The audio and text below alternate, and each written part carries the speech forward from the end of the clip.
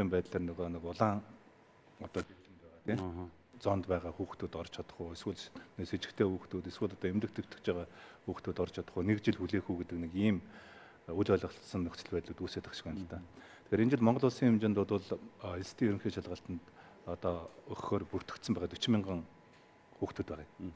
12 дугаар анги төгсөж байгаа гэсэн үг шүү дээ. Энэ жил ер нь 12 дугаар анги төгсөж байгаа одоо 36 мянган хүүхдээс 32 мянган одоо эсдийн ерөнхий шалгалтанд орно. 32 мянган.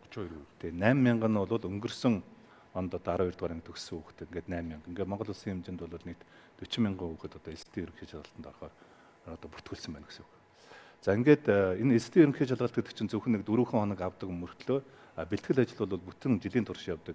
Бэлтгэл ажил хангадаг одоо юу гэсэн үг шүү дээ. Шалгалт гэсэн үг шүү дээ. Маш том шалгалтууд. Тэгээд 5 сарын 20-20-оос өмнө бол унаасаа бүх эсдийн ерөнхий шалгалтанд орох хэвээр бүх хүүхдүүдийн бүртгэл дууссан. Хиний ямар хүүхэд аль сургууль дээр хаана одоо эсдийн шалгалт өгөх вэ гэдэг нь тодорхой болоод улс даяар ингээд хуваарь нь одоо нээлттэй гарчдаг ийм шалгалт юм байна. Тэгээ сүүлийн 2 хоногт манай энэ яг хөө гэхдээ биднээс бас шалтгаалсан юм байна. Юунаас шалтгаалсан бэ гэхээр манай боловсролын үнэлгээний газрын одоо зарим нэг албан тушаалтнуудын хариуцлагагүй ойлгомжгүй мэдээлэл хийснээс болж одоо юу гэдгийг өнөөдрийн байдлаар одоо 40 мянган хүүхдээс чинь бүртгэгдсэн хүүхдээс нь 2 мянга орчим хүүхэд энэ сэжигтэй төвлөрсөн ирсэн. Үүнээс 1500 орчим хүүхэд нэмжигдэж байгаа юм хүүхдүүд байна. Тэгэхээр энэ хүүхдүүд шалгалтанд орж чадахгүй. Шалгалтанд орж чадахгүй учраас эсэлтийн ерөнхий шалгалтыг одоо нэг жил одоо хүлээхээс өөр аргагүй гэсэн нэг ийм ойлгомжгүй мэдээлэл хийснээс болж одоо иргэдийн дунд нэлээд бухимдал гарч ирэх шиг байна. Энэ нөхөртөө бол би хариуцлага тооцно гэж бодож байгаа. Тэгээд бидний хувьд бол би одоо сайдын хувьд хариуцлагатай хэлэхэд энэ жил эсэлтийн ерөнхий шалгалт өгч байгаа 40,420 хүүхдэд бид нар бүгдэнд нь боломж олгоно. Нэг ч хүүхдийг бид нар шалгалтаас гадуур үлдээхгүй. За энийг бол би бүр хариуцлагатайгаар хэлж байгаа. За тэгэхээр яг бидний өмнө бас эрсдлүүд байна. Ямар эрсдлүүд байна вэ гэхээр одоо бэлтгэл ажлууд бол бид нар ангиа гэхэд эсэлтийн ерөнхий шалгалт авах ангиа энэ чинь улсын хэмжээнд бол нийт 48 төвийг бэлдэж байгаа шүү дээ. 21 аймгийн төв дээр нэг шалгалт авах төв. Улаанбаатар хот дээр бол 27. Тэгэхээр Улаанбаатар хот дээр бол нийт 13,000 орчим хүүхэд эсэлтийн ерөнхий шалгалтанд өгнө гэсэн одоо бүртгэлээр орсон байж байгаа. Бусд нь бол Хөдөө аймаг орон нутаг дээр. Тэгэхээр энэ 48 төв дээр бол бид нар 3 төрлийн анги бэлдсэн байгаа. Одоо яг одоо юу халдваргүй хүүхдүүд өөх шалгалт өгөх болцоотой анги. Нэг ангид нь одоо 15-аас дээш хүүхэд хэтрэхгүй гэсэн үг шүү дээ, тийм ээ. За хоёрдугаар анги нь хоёрд нь бол хэрэг тухайн өдөр хурж ирээд нөгөө халуунаа хэмжээд ингээд с ิจ гтэй байх юм бол с ิจ гтэй хүүхдэд оруулж шалгалтаа өгөх анги. За гуравдугаарт нь бол яг одоо эмнэлэг твтэж байгаа гэдэг юм уу өнөөдөр өвчлөлтсөн байгаа хүүхдүүдийг бид нар зохион байгуулахаар бас одоо ажиллаж байна. Тэгээ тэр хүүхдүүдийг авчираад одоо энэ төв дээр нь авчирч шалгалт өгөх гэдэг юм 3 төрлийн танхим бэлдсэн байж байгаа. Өөр бас бид нар нэг хувилбар бэлдэж байна. Амжих нь уу, амжихгүй юу гэдэг бас эх 7 хоногт бид нар хариуцлагатайгаар мэдэгдэй гэж бодож байгаа. Энэ нь бол Солонгос улсад одоо авч хэрэгжүүлж байгаа яг нөгөө с ิจ гтэй тохиолдолтой байгаа. Эсвэл одоо яг гэртээ эмчлэгдэж байгаа, эсвэл эмнэлэг дээр эмчлэгдэж байгаа хүүхдийг өөрт нь iPad аваач өгөөд тэгээд одоо програмын хяналтын мониторингийн камерын тусламжтайгаар тэр хүүхэд тухайн одоо эмчилж байгаа газраа эсдийнхээ ерөнхий шалгалтыг өгчих ийм боломж нь технологийн хувьд бас ийм шинэ боломжууд гараад ирсэн байна. Тэгэхээр энийг бид нар энэ 7 хоногт туршиж байна. Амжилттай болох юм бол одоо эх 7 хоногт бол бид нар энийг нэвтрүүлчих юм боломжууд нь байгаа болов гэж бодож байгаа. Эцсийн арга бол яг л эсдийн ерөнхий шалгалт чинь улс орондоо нэг өдөр болдог учраас нэг ч хүүхэд унаасаа үлдэх одоо боломжгүй байхгүй. Тийм учраас үнэхээр энэ 2,000 хүүхдийн тоо өвчлөлийн тоо 4,000 болоод эсвэл 6,000 болоод ингээд ирэх юм бол нэгдүгээр ийм нөхцөл байдал үүсэх юм бол хоёрдугаар одоо улсын онцгой комиссаас улс орон даяар одоо хөл хорой ингээд тогтоох юм бол ийм эрсдэл үүсэх юм бол хүссэн үсээгүй эсдийн ерөнхий шалгалтыг хойшлуулахаас л одоо өөр арга байхгүй. Яг тэгээд байна л да. Яг энэ дэр нэмэлт хэлэх юм бол одоо таавал ерөнхийдөө ингээд хариуцлага мэдэгдээд ингээд дээр нь одоо бүх одоо шалгалтаа авна гэж байна шүү дээ. За энэ дэр нэг юм харагдаад байгаа. За нөгөө цар тахлыг одоо туссан. Одоо энийг бол хийж мэдэхгүй шүү дээ. Ямар хэмжээний хэдэн хүүхэд байгаа гэдгийг ерөнхий тоо гаргаж байгаа гэсэн шүү. Энэ дэр ингээд одоо сургууль соёл эхлээ явахад энэ хүүхдүүдийн ингээд бас нэг юм ядгуурлан гадуурх одоо нэг айж ичих ийм нэг нуглаа гарчих үү гэдэг санаа зовоод байгаа. Яг одоо энэ сурч боловсрох эрх чинь үндсэн хуулиар олгогдсон хамгийн гол эрхүүдийн нэг байхгүй. Тийм учраас 12 жилийн турш хүүхэд өөрөө сураад хөдөлмөрлөө тий. Ингээд өөрийнхөө одоо дуртай сургуулийг авах, цаашдаа ирээдүгөө сонгох энэ бол хамгийн чухал одоо шийдвэр гаргах хамгийн чухал одоо даваад авах үе байхгүй. Тэгээ энэ боломж зөвхөн одоо 4 өдөр л оногддог. Нэг хүний амьдралд одоо 4 өдөр эс энэ 4 өдрөөс л одоо хоцорч үлдэх юм уу? Эсвэл энэ 4 өдөрт ямар нэгэн амжилт үзүүлэхгүй. Эсвэл энэ 4 өдөрт олгож байгаа боломжийг хүн бүхэнд олгож чадахгүй бол тэгэл бид нар үндсэн хуулиар олгогдсон одоо хамгийн том эрхтэл хадчихна гэсэн үг байхгүй. Хүүхдүүдийнхээ боломжоос хүүхдүүдийнхээ ирээдүгээс бид нар хулгай хийж болохгүй шүү дээ, тийм ээ. Тэгэхээр энэ бол маш хариуцлагатай ажил. Тэгэхээр ингээд ер нь бол манай улс төрчид одоо улсын хурлын гишүүд ч гэсэн ингээд нэг юм аливаа мэдээлэл хийхдээ, аливаа шаардлага хөрвүүлэхдээ жаахан үнэлэлтэй хандж байгаа юм байна. Одоо ингээд сүүлийн үед чинь нэг юм сошиалор одоо ажил хийдэг тийм ээ.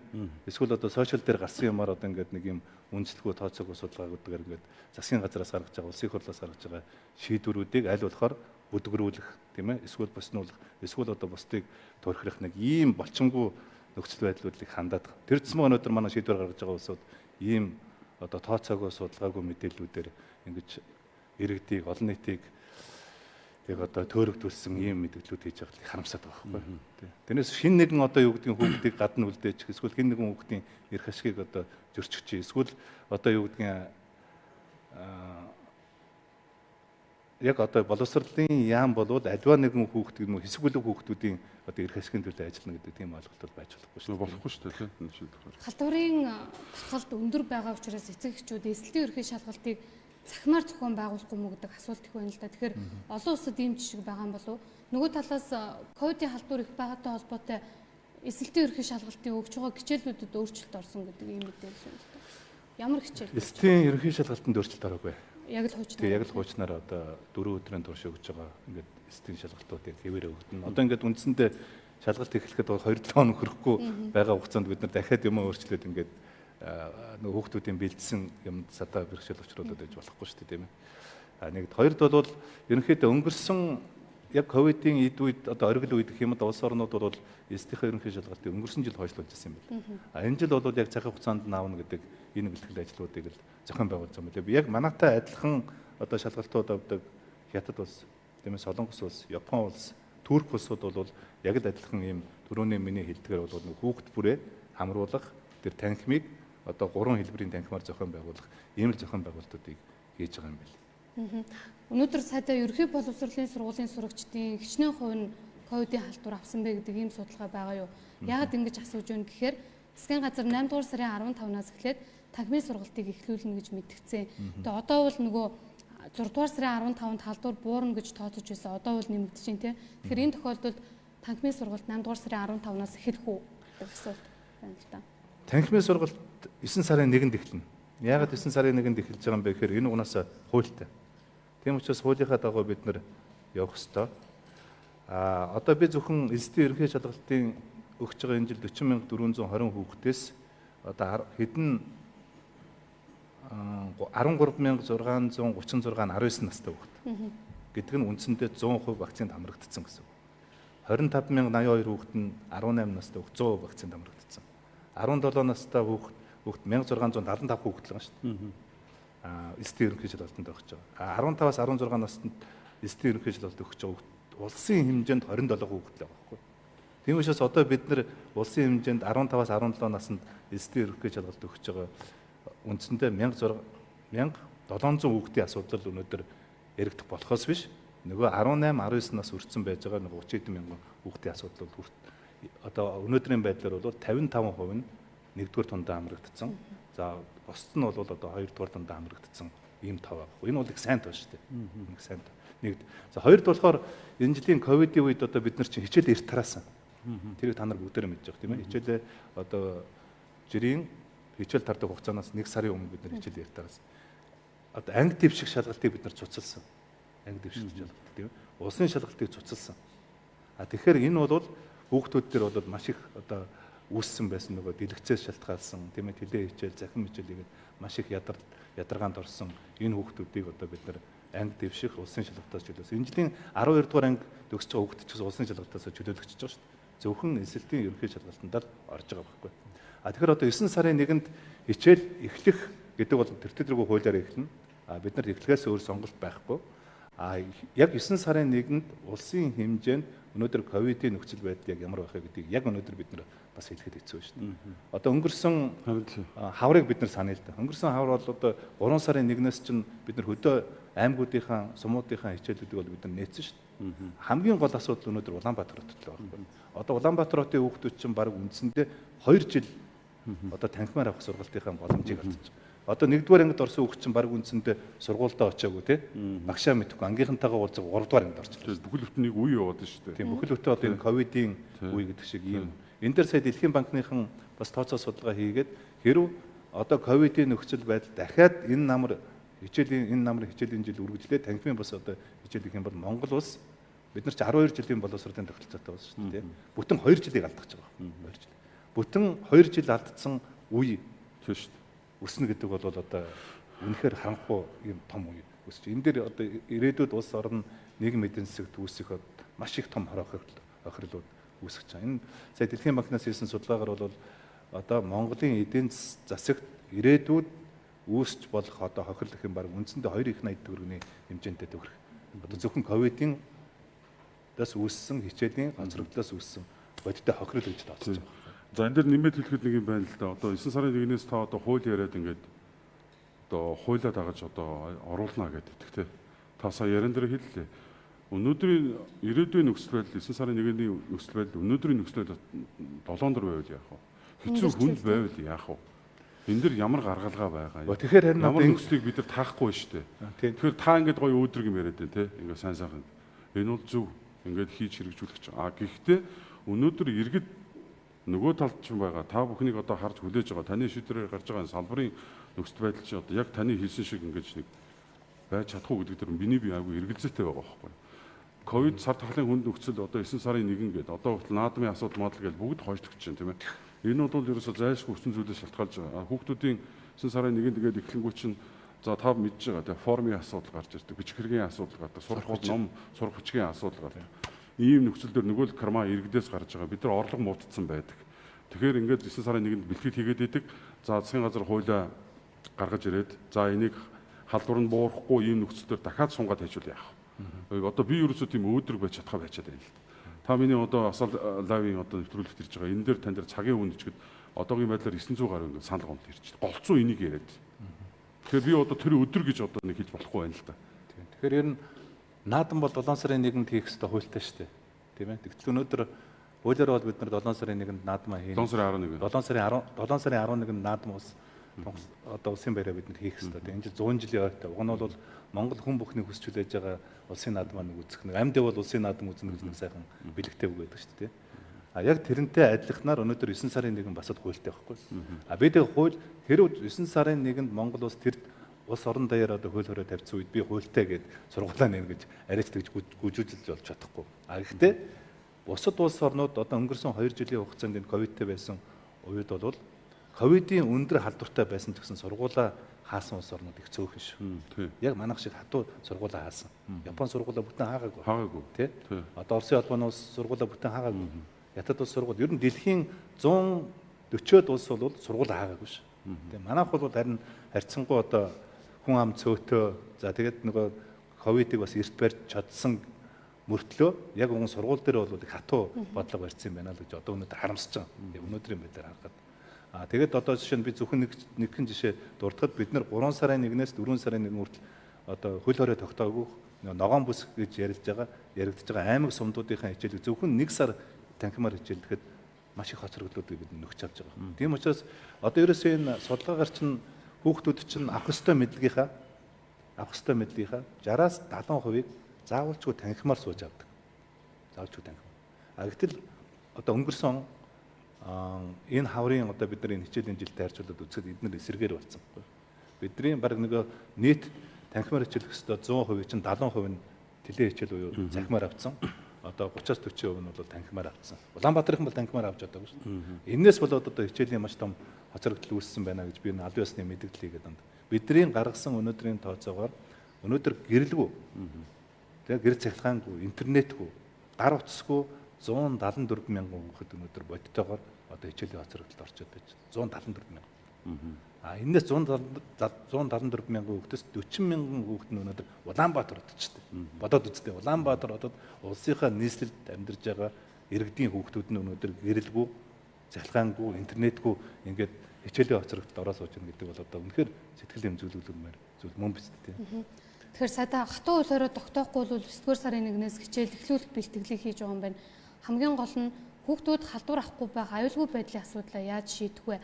Монголын ерөнхий боловсролын сургуулиуд чинь нөгөө анги дүүргэлтээс эхлээд тий агааржуулт гээд орчин нөхцөл үлгүнтчтэй тий. Одоо Япон, Солонгос гээд сургууль орж байгаа та харсан бах судалгаа нэг юм хаалт, шилэн хаалттай ангиуд хичээллэж үлээ. Тэр боломжийг Монголд нэвтрүүлэх боломжтой юм уу? Боломжтой. Ер нь бол манайх чинь ковидын үед бас хичээл хийсэн улс шүү дээ. Өнгөрсөн намар 9 сарын 1-ээс бид нар чинь хичээл хийсэн. Ковид байсан уу? Байсан шүү дээ, тийм ээ. Тэгээ хичээл эхлүүлсэн. Ер нь бол манай энэ сургуулиуд бол яг ковидын үед хатуу хөлөөрөө тогтчихгүй бол ковидын үед ямар ч байсан юм танхимын хичээлүүдийг хийх энэ туршлагыг бол хөрөнгөлүүлчихлээ. Ер нь гэхдээ цаашдаа одоо манай энэ боловсролын салбарт үүсэж байгаа хамгийн том сорилт бол ер нь 100% танхимаар одоо хичээл хийх бас тийм ашигт үр дүнтэй үгүй юу гэдгийг бас энэ ковидын үеэр чи харуулчлаа шүү дээ. Тийм учраас цаашдаа манай энэ боловсролын тогтолцоо дээр танхимын болон танхимын бус сургалт гэдэг ийм хосломол сургалт хосломол сургалт одоо явах ийм боломжууд өнөөдөр бий болж эхэлж байгаа байхгүй. Нэгэн бодлын одоо хамгийн том цахим шилжилт хийж чадж байгаа салбар бол энэ боловсролын салбар. Тэр ч маань ковидын энэ цар тахлын үед бол одоо яг цахимаар бид нар бас боловсрол өгж болдгийм байна гэдэг чинь бид нар үзээд харуулаад тодорхой үр дүн бас гарлаа шүү дээ. За дээр нэмээ хэлэхэд одоо нөгөө цар тахлын одоо ингээд нөхцөл байдлаар чинь за энэ хүүхдийн вакцин гэдэг агуу том асуудал байна. За энэ дээр та юм хэлээч. Энэ дээр эрдэцэг эхчүүд бол маш их хэрэгжилж байгаа. Үгүй гэсэн хүмүүс түн байна. Та энэ дээр одоо хүүхдийг вакцин хийхгүй энэ хамгаалан шийдэхгүй. Боловсролын сайд шийдэхгүй. За энийг бол одоо яг эрүүл мэндийн яам, улсын онцгой комисс, дэлхийн эрүүл мэндийн байгууллага одоо тэгээ манай онцгой комиссийн дэргэд чинь эрдэмтдийн их том баг ажиллаж байгаа шүү дээ. Тэгэхээр дээрэс нь одоо Монголд бас шинжилх ухаан гэж нэг юм байна. Манай ангаахын шинжилх ухаан бол одоо дэлхийгээс нэг хол очроогүй юм байна гэдгийг харин энэ цар тахлын үед одоо бид нар нэлээд том шалгалтанд өглөө гэж бодож байгаа. Одоо сая шүлснээс тийм ээ. Одоо энэ онцлогууд нөгөө коронавирусыг илрүүлдэг. Бид нар чинь хамраа ухаж яаж зовж байсан одоо шүлсээрээ өгж болж байгаа шүү. Энэ зөвхөн ч гэсэн ухаж байгаа. Тийм. Одоо гэхдээ бид нар тэр онцлогын шүлсний онцлогын мөнгийг 100% шийдэг өгөх юм бол өнөөдөр заавч хамраа ухах шаардлагагүй шүлснээсээ бид коронавирус тэр нөгөө ерөнхий мэндийн яамны сайд энэ боломжууд байж байгаа. Сайдаа яг энэ дээр ярьсан. PCR-ын шинжилгээнд дээр одоо жишээ нь заавал төлбөргүй болгож болохгүй мө гэд. Та бол энийг бол дэмжиж байгаа юм байна тий. Тэгэхээр одоо би харин юу гэж хэлэх гээд байна нөхөр одоо ингээ манай ард иргэд чинь ингээ дотроо нэг хэсэг нь хүүхдээ вакцинд хамруулна гэдэг нэг хэсэг нь вакцинд хамруулахгүй гэдэг ингээд хоёр хэсэг болчиход байгаа. Тэгэхээр бид нар шийдвэр гаргахад шинжилх ухааны үндсэлтэй тооцоотой судалгаатай шийдвэрлэл бид нар гаргах хэрэгтэй шүү дээ. Тэгээд яагаад өнөөдөр дэлхийн улс орнууд хүүхдүүдэд вакцинжуулаад эхэлж байгаа. Өнөөдөр Америк, Англи тий одоо Израиль гэдэг дэлхийн өндөр хөгжилтэй улс орнууд өнөөдөр хүүхдэд вакцинжуулаад эхэлж байна. Нэг. За хоёрд өнөөдөр Монголд яагаад хүүхдүүд нь вакцинжуулах ёстой юм бэ гэхээр Монгол ч өөрөө нөгөө сүргийн дархлаа тогтооно гэж яриад байна шүү дээ. Сүргийн дархлаа тогтооно гэхээр одоо Монголын нийт хүн амын чинь баг үндсэндээ 60 гаруй хувь нь 40-оос доош насных. Тэр дотроо бол нөгөө нэг 15-аас доош насныхан бол хүн амд эзэлж байгаа хувь нь их өндөр ихгүй их өндөр.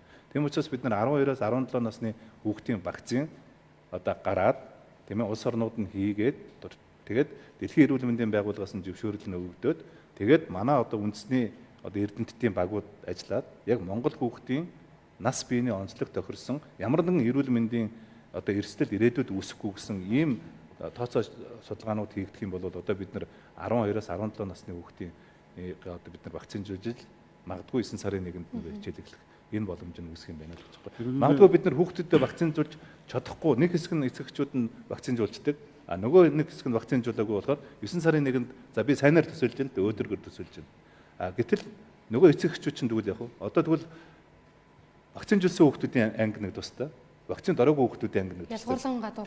Гэх мэтлэнгээр ингээд нэг ийм тийм ийм нөхцөл байдал үүсэх. Нуглаа гарах гэдэг байгаа байхгүй. Тэгэхээр бид нар ингээд нэг ийм эн чинь бол яг энэ вакцинжуулалт гэдэг асуудал чинь бол яг үндснээрээ бид нар яаж одоо тест чүүлдэхгүй л гэдэг ингээд ийм үндэсний хэмжээний асуудал шүү. Тэгэхээр энэ дээр бол нэг тийм айхтар тийм хоёр хуваагдаад тийм ингээд байх шаардлага. Магадгүй би зарим нь бол гадны турхилж байхыг үүсэхгүй гэж бодож байгаа. Тэгээ энэ манай монголчууд чинь бас яг өнөөдрийн байдлаар манай Монгол улс ард иргэдээ вакцинжуулсан одоо амжилтаар тийм ээ энэ хувь хэмжээгээр ард иргэдийн нийт одоо вакцинжуулах иргэдийнх нь хүмүүсийн иргэдийнх нь ихэнх хувь нь одоо 2 дахь тундаа хамрагдсан байгаа. Энэ Энэ бол ололт мөн шүү Тий. дээ. Өнөөдөр Монгол улс шиг бүх вакцина татаад авчирсан. Хүн амаасаа илүү их вакцин татаад авчирсан.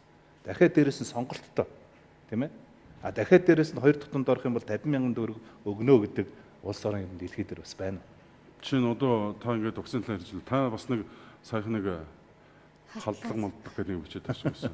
Тэр бол биш үү? Хүүхдүүдийн одоо вакцин хийхгүй гэдэг одоо тэр хүний л нэг юм гэж сонсгосон шүү дээ. Үгүй. Тэр удаа. Тийм. Тэр өөр зорилготой халдлага гэж би ойлгож байгаа. Одоо би яг энэ боловсролын яамд очиод ингээд яг идэ-бэрийн шахчих хэлж штэ. Тэгээ тендерийн асуудлуудыг би энэ боловсролын яам бол тендер зарладаг яам биш гэд ингээд тэр тендер зарладаг агентлагт шилжүүлчлээ. Бүх Монгол улсын хэмжээнд бүх цэцэрлэг сургууль, ихтэй сургуулиудын газрын тооллогуудыг хийж эхэллээ. Аль сургуулийн захирал хаана газраа худалдаад идсэн юм байна гэдэг юмнуудыг одоо би удахгүй зарлана. Гэх мэтлэнгээр ингээд очиод идэ-бэрийн шахахаар тэнд ажиллаж байсан хэсэг бүлэг хүмүүсийн эрх ашиг өндөгдөхөөр одоо тэгээд санаатаагаар зүгээр ингээд нэг юм халдлага хийж иж болохгүй шүү дээ. Өнөөдөр Монгол улсад үнэхээр шудраг шүүх одоо шудраг хуулийн байгууллага байдгийн болвол хэний захиалгаар, хэний хатгалгаар, хэний гар хөл болсон гэдэг нь удахгүй би мэддэх байхад гэж бодож байна тий. Боловсролын салбар 2 жил хатуу хөл хорионд байлаа шүү дээ. Сургуулиуд үндсэндээ орсонгүй те. Тэгэхээр боловсролын хоцрогдлыг арилгах тал дээр салбарын ам ямар бодлого барьж байгаа вэ? Одоо бидний хамгийн том одоо санаа зовоож байгаа ажил бол ерөөсөө энэ хичээлийн хоцрогдлын асуудал байна. Тэгэхээр өнөөдөр хоцрогдолд орсон нөгөө гэрэл цахилгаангүй, гар утасгүй, интернетгүйгээсээ болоод хоцрогдолд орсон хүүхд бол 174,000 хүүхд гэдэг нь тоог бид нар ямар ч гэсэн гаргаад авсан. Тэгсэн мөртлөө нөгөө танхимаар хичээлж чадаагүй зөвхөн нөгөө цахимаар телегээр яваад байгаа учраас бас хоцрогдолд орсон. Нийтээр хоцрогдолд орсон. Ингээд би нэг юм 3 хоцрогдол өнөөдөр Монголын боловсролын салбарт үүссэн байна гэж хараад. Нэгдүгээр ковид гарахаас өмнө манай боловсролын салбар бас хоцрогдолд орсон. Ер нь одоо энэ манай баг дунд сургууль, ерөнхий боловсролын сургуулийн чанар чинь бол 3 хүүхдийн за баг 3 хүүхдийн нэг нь л сайн сурж байгаа. За 2 хүүхэд нь бол тэгэл хуучнаар бол тэгэл хасахгүй шүү дээ. 3 тий. Яг бодит бид нар энэ үннийг хэлэх хэрэгтэй шүү дээ. Ийм хоцрогдол байсан. Дахиад дээрэс нь ковид нэрмсэн. Нэрмжин. Тэгээд ковидын дотор нөгөө цахилгаан гэрэлгүй интернетээс хоцорсоноос гадна танхимаар хичээлж чадаагүйгээсээ болоод хоцрогдол үүссэн. Ийм 3 янзын хоцрогдол үүссэн байна. Энийг бид нар бас мэргэжлийн яам одоо харьяа байгууллагуудтайгаа бид нар нэлээд тооцоо судалгаанууд хийгдээ сая засгийн газрын хуралдаанд оруулаад ер нь бол энэ хичээлийн хоцрогдол бол зөвхөн 9 сарын 1 гэхэд нөхөгдөхгүй. Энэ бол 3 жилийн хугацаанд хийгдэх хэрэгтэй. Ер нь дэлхийн улс орнууд ч гэсэн нөгөө хичээлээ шинээр нэх 90 open school гэж хичээлээ шинээр нэх бүр чоошин ийм боловсролын концепц гаргаж ирж байгаа. Хоцрогдлоо нөх. Яг тэрнтэй адилханаар бид нар сургуулаа яаж шинээр нэх юм? Яаж энэ хоцрогдлуудыг нөхөх юм гэдэг бол энэ үндэсний хэмжээнд явагдаж байгаа юм 3 жилийн нэлээд цаг хугацаа шаардсан, нэлээд хөрөнгө хүч шаардсан ийм л ажил байх юм байна. Энэ хоцрогдлыг нөхөхгүй бол миний түрүүний хэлдэг ирээдүйд 2 жилийн алдсан бүхэл бүтэн гэдэг үе одоо харанхуй үе гарч ирэх ийм бодиттой эрсдэл биднэрт мөрөлж байна шүү дээ. Чин одоо ингээд ковидын нөхцөлийн одоо таны мэдээж хөрөнгө мөнгө ярихгүй бол ингээд нэг сайхан яриад иж болохгүй байх. Төсвийн асуудал байх. Танай салбар дээр яаж тусч байна? За хамгийн хүнд тусч байгаа. Яагаад хамгийн хүнд тусч байна вэ гэхээр би хамгийн зүгээр наад захын жишээ дуртахад өнөөдөр хүүхдийн 100,000 төгрөг өгч шүү дээ. Сая одоо энэ 7 сарын 1-ээс болиулах уу, одоо зогсоох уу, болиулах уу гэдэг нэг босол гон юм юу боллоо тийм мэтгэлцэн боллоо. Өнөөдөр Монголын хүүхд бүрт өгж байгаа 100,000 төгрөгийн 11,000 төгрөг нь манай салбараас татгаж байгаа юм. Нөгөө танхимаар хичээлээгүй учраас нөгөө үдийн цэн өгөөгүй учраас одоо хэмнэгдэл биш л дээ тийм ээ. Ингээд нөгөө сургуулийн завсарлаас үүсэж байгаа одоо тэр мөнгүүдийг татчавчраад өнөөдөр хүүхдийн мөнгөний 100,000 төгрөг 11,000 төгрөг өгч байгаа байхгүй. Нэгд. За хоёрд бол мэдээж одоо үргэлж би нэм ковидтэй одоо байхгүй болов гэж бодож байна. Бас яг өдрөөр төсөөлөх хэрэгтэй. Мэдээж одоо Монголын боловсролын өмнө бол энэ хичээлийн нөгөө сургуулийн хамрагдалтын асуудлууд тий ангид үргэлтийн асуудлууд гэдэг юм хөрөнгө оруулалт шаардсан. Одоо зөвхөн нэг жишээ дурдахад сургуулийн өмнөх одоо боловсрол гэж бид нар ярьдаг. Тэгээд цэцэрлэгийн насны хүүхдүүдээс чинь баг үндсэндээ 50-60 мянган хүүхд чинь одоо цэцэрлэгтээ явж чадахгүй байна шүү дээ. Цэцэрлэг байхгүй учраас гихмчлэнгээр тий. Тэгэхээр одоо цаашдаа бол бид нар ерөнхийдөө энэ боловсролын салбарт одоо Монгол улс мөнгө л байдаг юм бол энэ боловсролын салбартаар зарах хэрэгтэй гэж ойлгож байна. Үнэхээр ядуурлаасаа гарыг тийм ээ. Үнэхээр энэ баян хосныхаа ялгааг арилгая. Үнэхээр энэ ажилгүйдлээ багасгах гэж байгаа бол бид нар энэ боловсролууга боловсрол руу зарсан $1 чи $12 бол буцаж орж ирдэг гэж тооцоо байгаа шүү дээ. Тэгэхээр нэг үнэхээр хүнд байна. Одоо төсвийн орлого ч гэсэн үнэхээр хүнд байна. Гэхдээ бид нар боловсролоос одоо харамлаж гар татчих болохгүй болов гэж бодож байгаа шүү дээ. Одоо бидний өмнө хичээлийн хоцрогдлоос гадна энэ намрын хичээлийн жилийн 3 том асуудлуудын зорилтуудын нэг нь бол нэгдүгээр хичээлийн хоцрогдлоо нөх асуудал байна. За хоёрдугаар үдийн цаг, үдийн хоол болох асуудал. Энэ бол маш чухал. Одоо 1-ээс 5 дугаар ангийн хүүхдүүдэд бид нар энэ намар одоо үдийн хоол өгч, үдийн цай биш үдийн хоол өгч. Тийм учраас энэ шаардлагатай байгаа хөрөнгө оруулалтууд нийт нэг 23 тэрбум орчим төгрөгийн хөрөнгө оруулалт шаардлагатай байгаа. Энийг одоо бид нар бас улсын их хурал дээр, засгийн газар дээр хийж шийдвэрлэе гэж бодож байгаа. За тэгээд 22 оноос 5-аас 9 дугаар анги, 23 оноос 9-ээс 12 дугаар ангийн бид нар үдийн цаг үдийн хоол.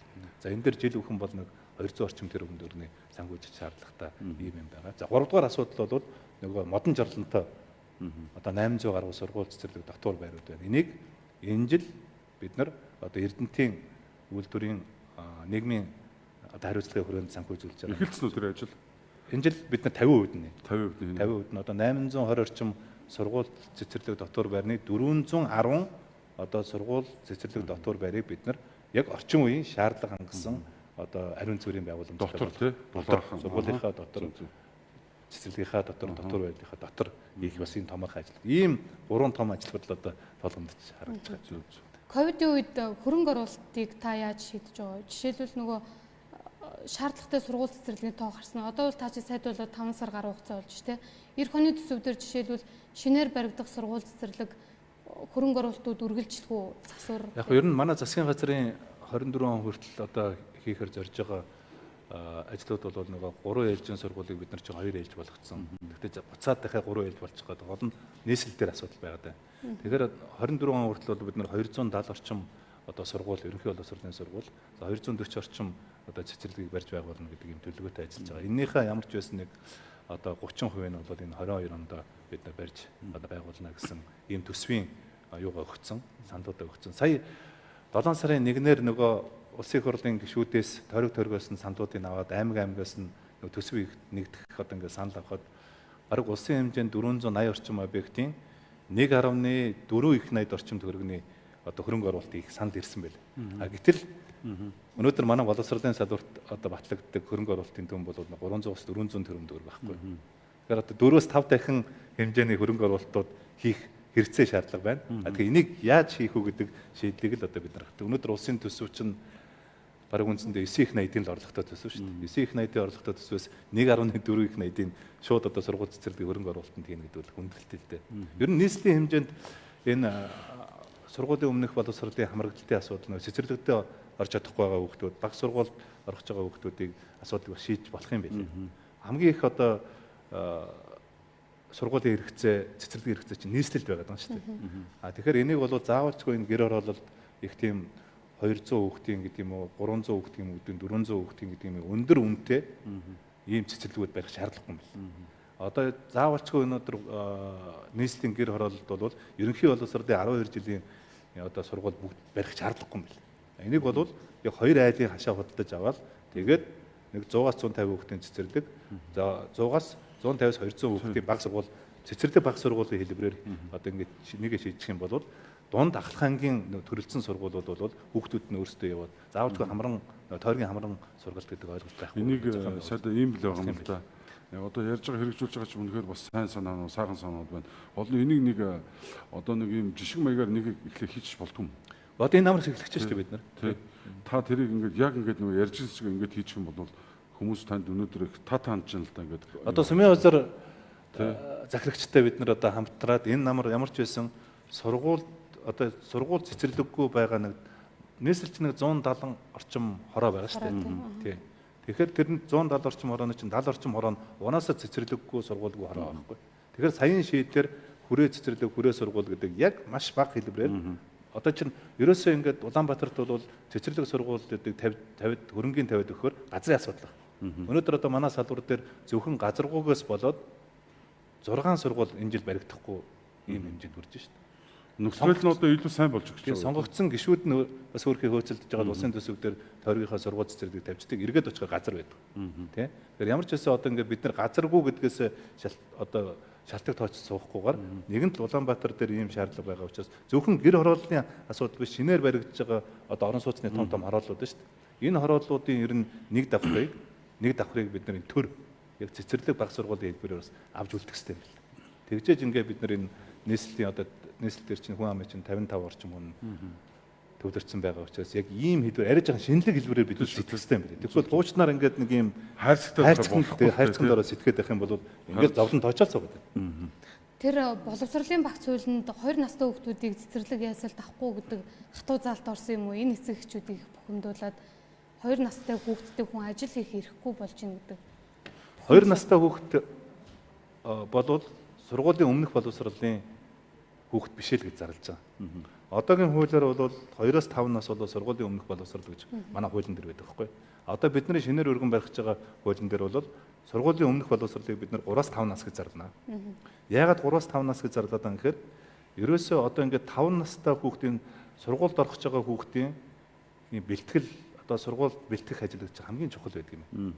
Гэтэл өнөөдөр нөгөө 5 настай хүүхдүүд чинь сургуульд орох гэж байгаа хүүхдүүд чинь баг үндсэндээ за 40-од мянган хүүхэд нь тэр 5 настай ангидаа суралцж чадахгүй учраас цэцэрлэгт ороогүй шууд сургуульд орчиж байгаа байхгүй. Тийм учраас улсын хэмжээнд одоо ингээд юу гэдгийг нэгдүгээр ангид одоо 70-аас 80 мянган хүүхэд орлоо гэхэд 2 хүүхдийн нэг нь цэцэрлэгийнхаа сургуулийн өмнөх насныхаа боловсролыг авч чадахгүйгээр орчхоор тэгэл хоцрогдол үүсэж байгаа байхгүй. Тэгэхээр бид нар цаашдаа бол 3-аас 5 насаа одоо сургуулийн өмнөх боловсрол гэж авъя. Дэлхийн бүх улс орнууд ингэдэг. Дэлхийн бүх. 0-оос 2 нас гэдэг бол унаасаа хүүхдийн хүмүүжлийн маш чухал. Эхний хүүхд төрснөөс хойш одоо 1000 хоног гэдэг бол хүүхдийн хөгжлийн алтан үе гэж нэрлэдэг юм байна. Тэгэхээр энэ 2 насн дээр бас хувьсах зардал байгаа юм. Нөгөө нэг хүүхд ногдох хувьсах зардал гэж байна шүү дээ. Тэгэхээр 2 насн дээр байгаа хүүхдийн хувьсах зардал 150 мянган төгрөг байна. Дахиад хүүхдэд 100 мянган төгрөг өгч байгаа тийм. Дахиад цалинтай ээж гэдэг хөтөлбөр байгаа.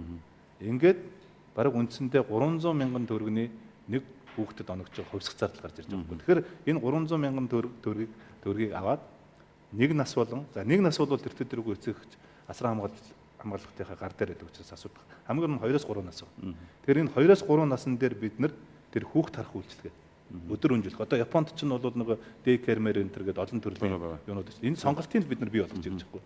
Төр заавалчгүй хажуу талдаа нөгөө яашил гэдэг нэг өндөр өртөгтэй одоо ингээд энэ цэцэрлэгийн дэрэгдэх яашил гэдэг бол их өндөр өртөгтэй. Зөвхөн одоо бид нар 2 настай хүүхдүүдийн яашил ажиллуулах юм бол улсын хэмжээнд одоогийн байдлаар бид нар 15 мянган хүнийг бэлдэх хэрэгтэй юм байна. 15 мянган. 480 гаруй орчим тэр өмдөөр бид нар жил бүхэн санхүүжүүлэх ийм шаардлага улсын нуруунд дээр ажиллаж байгаа юм. Нэг талаас. Нөгөө талаас одоо ингээд 2 настай хүүхд авч байгаа цэцэрлэгүүд байгаа. Тэдэнд ажилтгаар ажиллана. Тэрнээс биш одоо ингээд та нар дээр 2 настай ингээд шууд хаа гэсэн юм бол байхгүй шүү дээ. Тэгээд цаашдаа бол одоо 2 настай хүүхд намар 2 настай хүүхд цэцэрлэгт бүртгүүлэхэд 40 хүүхэд нэг ангид бүртгүүлэхэд хавар төгсөхөд 10 хүүхэд байдаг 2 настай. Ихэнх нь дандаа нөгөө өвлийн үйлрэл цэцэрлэг хичээлдэг учраас бол өвчин таниад томоонуудаас болдог учраас баг үндсэндээ 4 хүүхдийн 3 нь цэцэрлэгдээ ирдэг байхгүй. Тэгэхээр тийм нөхцөл байдал Монгол улсад ийм байхад одоо тэрэнд тохирсон одоо хэмжээний хөрөнгө оруулалт хийн гэдэг бол энэ бол бас нэг тийм зөв шийдвэр бас биш. Гэхдээ 2 настай хүүхдийг одоо ээж нь чи хүүхдээ гэртээ хараад суу одоо чиний ажил хөдөлмөр эрхлэх нь хамаагүй гэж би хэлэхгүй. Хүүхд чинь оногж байгаа хувьсах зардыг чи өөрчилж өгч чи хүүхдээ харах уу? Эсвэл бусдаар хүүхдээ харуулах уу? Эсвэл хүүхд харах үйлчлэгэнд өгөх үү? Эсвэл өдөр өнжүүлэх үйлчлэгээ хэсэг хүмүүс нь нээгээд ингэж явах гэдэг шийдлийн асуудал байхгүй. Жишээ нь сайн энэ дээр нэмэлт асуугаад 6 настай хүүхд 7 настай хүүхдийн хичээлийн шинжил 1-р анги гэдэг энэ дээр чи хүмүүс одоо тувт ярьдаг. Одоо тэр тусдаа 7 настай оруулах юм уу 6 настай оруулах юм уу? За нөгөө хөдөөнийхэн тавлаа хөсөглөө сонгогдсон гişүү. Тэгэхээр жишээ нь одоо анслагдсан одоо сумын юм дээр одоо заавал дотор байрны хүүхдүүд 6 настай хүүхдүүдийг байлгах гэхээр эцэг эхчүүд энэ дээр айгүй дургуцдаг. Айгүй тийм нөгөө ажил алдаж чинь, самгарч чинь, бие дах чадвар нь муу гэд. Тань дээр жоох яриад. Яг бидний онцлог бол бас энэ монголчуудын онцлог бол нүүдлийн малаж ах гэдэг нь хөдөөж ах одоо малаж ах голлох нөлөө үзүүлдэг тий. Одоо үндсэндээ чинь Монгол улс чинь 170 мянга орчим малч өрх байна.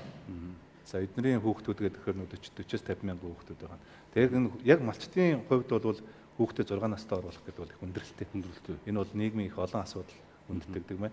Нэг нь малаа хараад үйлжээ хаваржан дээр үлддэг. тий. Нөгөөх нь болохоор Хүүхдүүдээ хүүхдээ аваад бүгд сумын тий. төвлөөр ороод ирдэг. Миний яриад идэг нөгөө нэг айлын төсөв, хоёр айлын төсөв болоод явж байгаа. Энээсээ шалтгаалаад нөгөө залуу улсуудын дунд гэр бүлийн асуудлууд, нийгмийн асуудлууд маш их олон асуудал байна. Тийм учраас одоо өргөн барьж байгаа энэ боловсролын хууль дээр бол бид нэр ер нь 7 насыг бол сонголттой болгоод өгч гэж. Хүүхдээ 6-даач оруулж болно, 7-даач оруулж болно. Хэрв 7-доо оруулах юм бол 6-аас 7 насны дээр бид нар бол тэр нөгөө одоо цахимын сургалтууд бид нар хийгээд теле хичээлүүд хийгээд үр дүн гарч шүү дээ. Тэр хэлбэрээр тэр юуг нөхчий. 7 настайд нь сургуульд ус оруулж болно. Ирэх 9 дугаар сарын 1-ээс оюутнууд дийлэх нь вакциндаа хамрагдсан юм чинь их сургуулийн үйл ажиллагаа бол үндсэндээ баг эхлэх юм байна тий. Тэгэхээр энэ оюутны нөгөө сургалтын зээлийн өөрчлөлт орсон уу? Журамд Энэ бол хамгийн дампуу энэ зээлийн сан юм билээ. Тэгэхээр энэ боловсролын зээлийн санг одоо ингээд яхан цэгцэлж ил тод болохгүй нөгөө жидүү гэдэг шиг тийм ээ. Хин эрх мэдэлтэй нь хин одоо хөрөнгө чанартай ингээд нэг авдаг нэг ийм зээлийн тогтолцоо. Одоо яг үнийг хэлэх юм бол жилд нэг 20-30 тэрбум төгрөгийн санхүүжилтийн зээлийн юун дээр боловсролын зээлийн сан дээр байдаг. Тэгээд үндсэндээ бол дэлхийн нөгөө шилдэг ихтэй сургуулиуд явж байгаа хүүхдүүд гэхээр нэг 100 хүрэхгүй хүүхдүүд л явж байгаа байхгүй. Монгол улсаас. Тэгэхэд энэ зээлийн сангийн чинь баг үндсэндээ 50-аас илүү хувь нь 15 тэрбум төгрөг нь тэг 100 хүрэхгүй хүүхдэд зарцуулж болохгүй Тийм шүү дээ. тий. Гэтэл нөгөө талдаа энэ ихтэй сургуульд орох гэж байгаа яг Монгол улсын хэрэгцээтэй шаардлагатай байгаа тэргүүлэх мэргэжлээр төгсөж байгаа сурж байгаа хүүхдүүд тэрийгэ бид нар энэ чинь дэмжих хэрэгтэй байна тий. Нэг хоёрд болохоор нөгөө энэ сангаас одоо орлого багтаа гэдэг юм уу хөгжлийн бэрхшээлтэй за мөн одоо энэ тусламж хэрэгтэй хүүхдүүдэд өгдөг мөнгө бол нэг 5-аас 6 мянган оюутанд өгдөг мөнгө чинь жилийн нэг 10 хүрэхгүй тэрбум төгрөг байна да. За энэ мэтлэнгээр ингээд энэ боловсролын зээлийн сангаа бас янзлах ил тод болох шудраг болох асуудлууд байна нэг талаас. Нөгөө талаас бол жил бүхэн энэ засгийн газар хоорондын нөгөө тэтгэлгээр явдаг 1200 хүүхд гадагшаа явдаг юм байна шүү дээ. Тэр яг тэрэн дээр хэлэхэд одоо ингээд таавал энэ дээр бас нэлээд бас хэлж ярьсан. Одоо хуучны үеийн одоо нэг албан шилдны хүүхдүүд төрийн сангийн зээлэрчл мөнгө төлдгүү гэдэг асуу. Нэг хэсэг одоо төмөр мэт явсан шүү дээ. Энэ бол иргэдэд агүй бухимдалтай байдаг. Ягаад нөгөө тэгш болцоо олохгүй байгаа юм бэ гэдэг дээр хүмүүс эргэлзээ үүсдэг. Энэ тань дээр үж боддог. Одоо яг энэ боловсролын зээлийн сан гэж цаашдаа Монгол улсад байх юм бол ер нь яг ямар хэлбэрээр байх хэвээр энэ зээл байх хэвээр мүү, тэтгэлэг байх хэвээр мүү, тэтгэмж байх хэвээр мүү гэдэг нэг энэ асуудлуудад бид нэг хэцүү болох хэвээр юм да. Алдаа дутагдлуудаа бид нэр одоо засах хэвээр. Үнэхээр тийм нөхцөл байдал үүссэн. Энэ боловсролын зээлийн сангаас зээлээ аваад гадаадд очиж сурчаад хурж ирээд төрдөө ажиллаагүй одоо ингээд нөгөө диплом нь манай яам дээр одоо манай яамны тэр архивд чинь одоо 7-8 мянган орчим диплом одоо ингээд хэвтэж юм гэж тийм үү.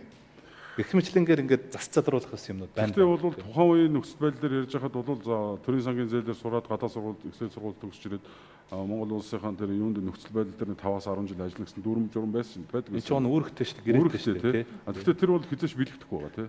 Тэгэхээр иргэд чинь өөрсдөө за 100% биш шүү уучлаарай.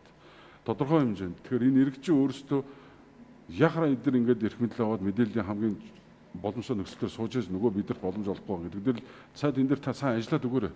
Тэгш болоод өгөөрэй. Ер нь хүмүүс одоо яг ямар өөрчлөлт оруулах гэж ярьж байгаа юм? Гол өөрчлөлт нь боловсролын зээлийн санг одоо ингээд нэг жилд ирж байгаа 30 тэрбум төгрөгийг бол бид нар яг ямар оюутанд тэтгэл өгөх хэрэгтэй. Шалгуурын өндөрсгөх юм. Тийм ямар оюутанд Монгол улсад одоо тэргүүлэх чиглэлээр хэрэгцээтэй мэргэжлэр сурж байгаа оюутнууд л өгөх хэрэгтэй гэж ойлгож байна. Ер нь бол тэр гадаадад нэг 100хан тэр яг үнэхээр энэ гадаадын шилдэг зууд сурж байгаа хүүхдүүд бол яг үннийг хэлэхэд бол энд нэг өндөр үнэтэй байгаа одоо 15 мянга 20 мянган долларын сургуульд өсөж байгаа хүүхдүүдийн тэр хүүхдүүдийн буруу биш үү? Тэр эцэг эхчүүдийн хүүхдүүд л авж байгаа байхгүй юу? Бидний буруу биш, би буруутгахгүй.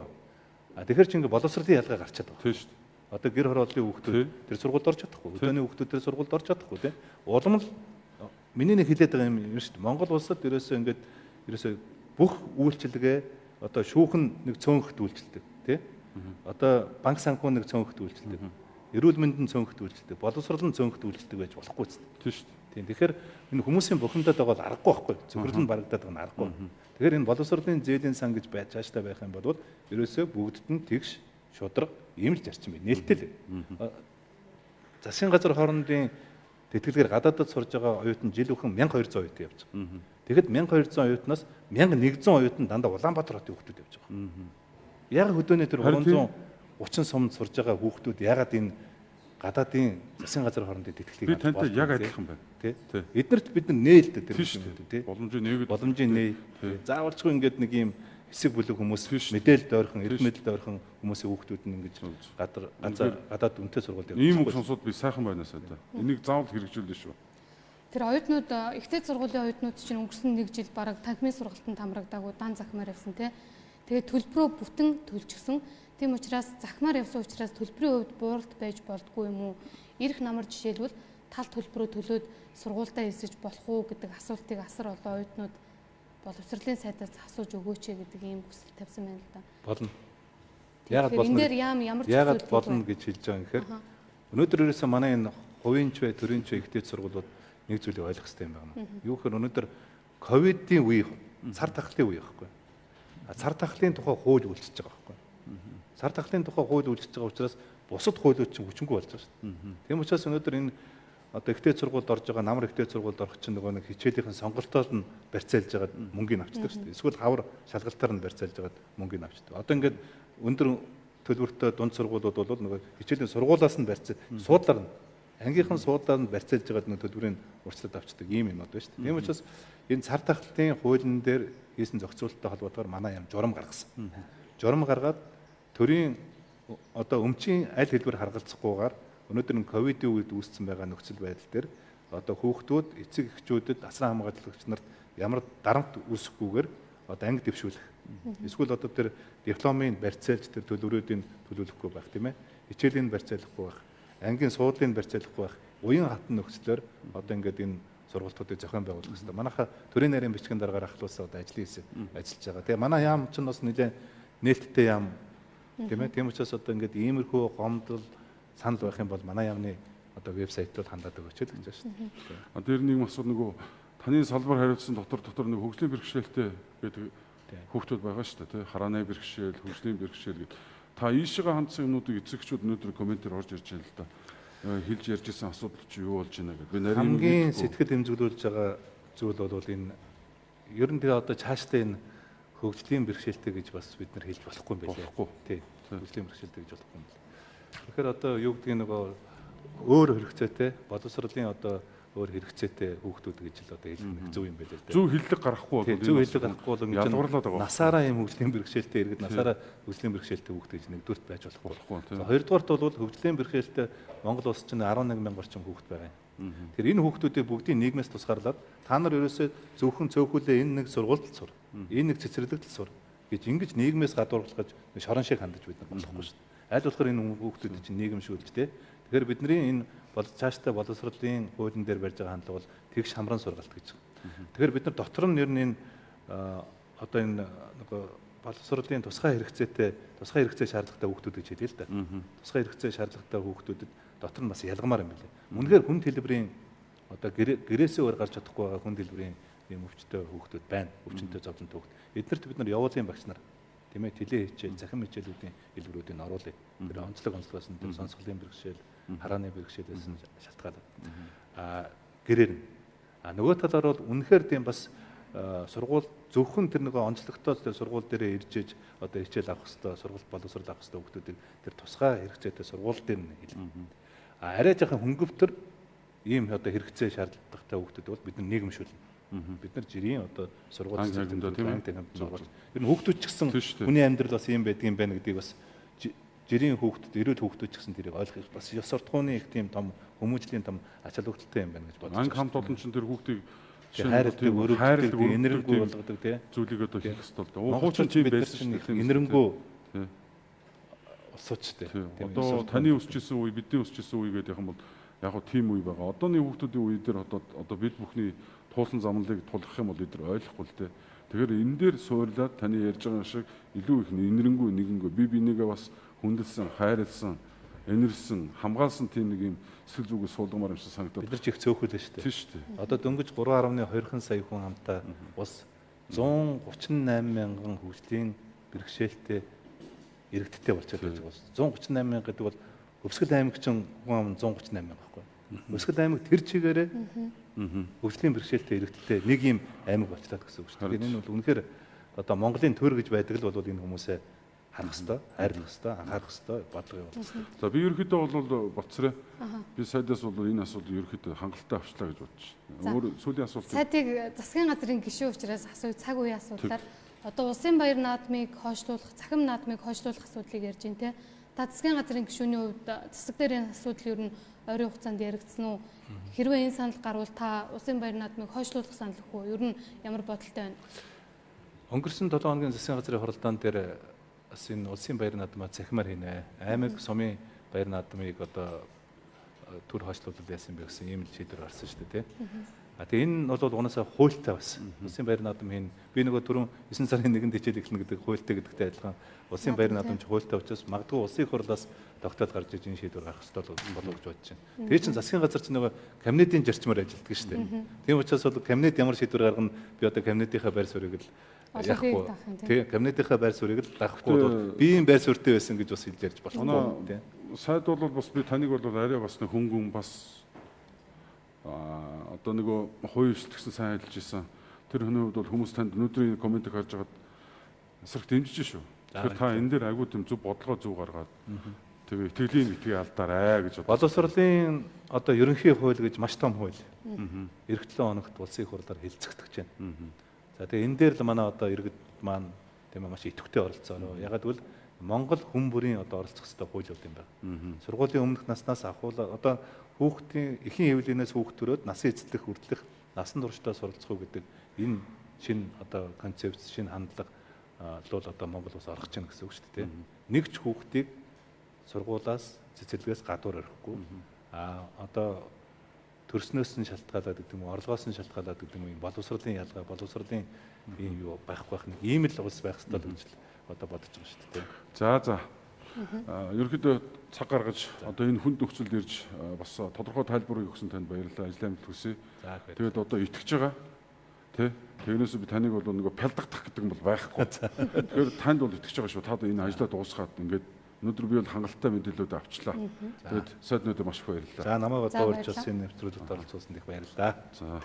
Ковидгүй зуны төлөө тий. За одоо энийг ингээ хэлчихэж байгаа байхгүй тий. Ковидгүй зуны төлөө тий. За баярлалаа.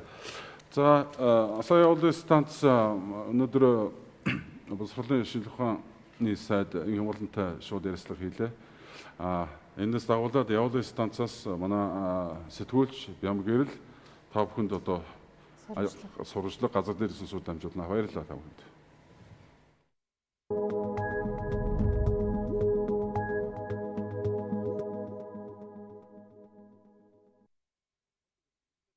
Та бүхэн мэдээллийг Баянзүрх дүүргийн 26 дугаар хорооноос шууд дамжуулан үзүүлж байна. За тэгэхээр нийслэлийн хэмжээнд тандалт судалгааны явуулын 40 баг ажиллаж байгаа.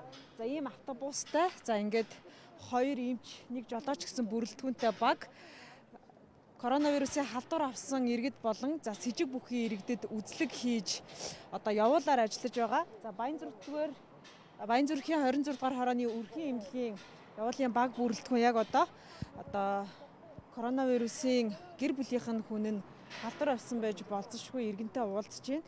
За ингээд өнөөдөр бол дуудлагынхаа дагуу эхний үйлчилгээ хийж эхлэж байна. За энэ иргэнтэй уулзаад дуусгаар нь үзэгч та бүхэнд бас 2 эмчээс тодруулга мэдээллийг авч хүргэе. Сайн байна уу? За сая ямар иргэнтэй уулзсан бэ? Сая одоо ойрын явдал болсон манай нөхөр одоо коронавирус автор идэрсэн. Надад зөөр илрээд идэгдэнэ гэсэн хүн одоо энэ дөр явж битэртэй сая автороос асуулаа л да. Одоо шинхээгээ хаана нөхөх вэ? Тийм л юм асуулаа сая бол. Хэдүүл ийшээ яваа. Энэ явуулын автобусаар үзлэг хийх юм байна зөв үү? Явуулын автобусаар бол үзлэг хийхгүй. Бид чи өөрсдөө нөгөө хариу арга хэмжээ гэдэг нэртэй баг учраас ковидын халдвар авсан болон эрэг гарсан гэртээ зовёртой байгаа хүмүүсийг гэрээр нь очиж үзлэг хийдэг гэсэн. Одоо шинэ гэрээр нь очиж хүнийг одоо үнэлнэ, биеийн байдлыг үнэлээд эм тангийн зөвлөөд одоо тийм арга хэмжээ авдаг гэсэн. Явуулын автобусны цэг гэж байгаа тусдаа цэг. Тэрнээр шинжилгээ авч байгаа. Бид хоёр бол шинжилгээ авахгүй хараа үзлэгийн баг одоо хариу арга хэмжээний баг гэж нэрлэдэг л дээ. Өнөөдөр хичнээн товлсон дуудлага байгаа бай. Яг одоогийн бодлоо товлсон дуудлага 32 айл байна. Яг одоогийн байдлаар. Одоо 32 айл дээр нэмэгдэн очно энэ ч одоо яаралтай одоо биеийн байдал хүндэрсэн хүн байх юм бол дуудлагаа тэн дээр 32 дээр нэмэгддэг. Инхэд бол өдрийн орон бол нийт бол манай өрхийн зүйлээс 2 баг гарч байгаа. Нэг ихэнч нэг зөвлөгч байгаа. Тэнийг нэг хүмүүс тэр нь одоо инхэд бол нийтэд бол өдөртөө нэг 60 60-аас нэг 80 айлын хооронд хэлэлцдэг. Яг бол. Тэгээд нэг айлд очиход бол нэг дунджаар 3 хүн үздэг, үнэлгээ хийдэг. Тийм байгаа. Ойрын өдрүүдэд бол ачаал эрс нэмэгдэж байна уу? Ачаалт бол маш их байна. Өдөрт одоо 2000 хэдэн 100 гараа нэмэгдэж байна. Манай энэ одоо 26 дугаар гараа чи нийт хүн ам нь 30 мянган хүн амхэд өдрийн одоо илэрж байгаа хүмүүсийн тоон бол одоо 100-аас дээш. Тэгээ нийт одоо халдраа амаас авсан хүмүүс энэ хороонд байгаа хүмүүсийн тоон одоо 2000 давцсан явж байгаа. Тийм байгаас ачаалт бол маш их байна. Одоо эхний дуудлаганд айл руу орох юм байна зөв үү? Одоо бол коронавирус халдраа авсан айл руу орж одоо үзлэг хийн. Одоо бид нар ямар нэгэн дуудлага өгөхгүй одоо биеийн байдлын хүндрээд байна үзүүлэх гэсэн юм аа гэсэн хүмүүсээ байв. Бид нар очиж одоо айл руу үзлэг хийн гэсэн үг тий. Иргэдийн зүгээс дуудлага өгчхөөр маш удаан ирж байна.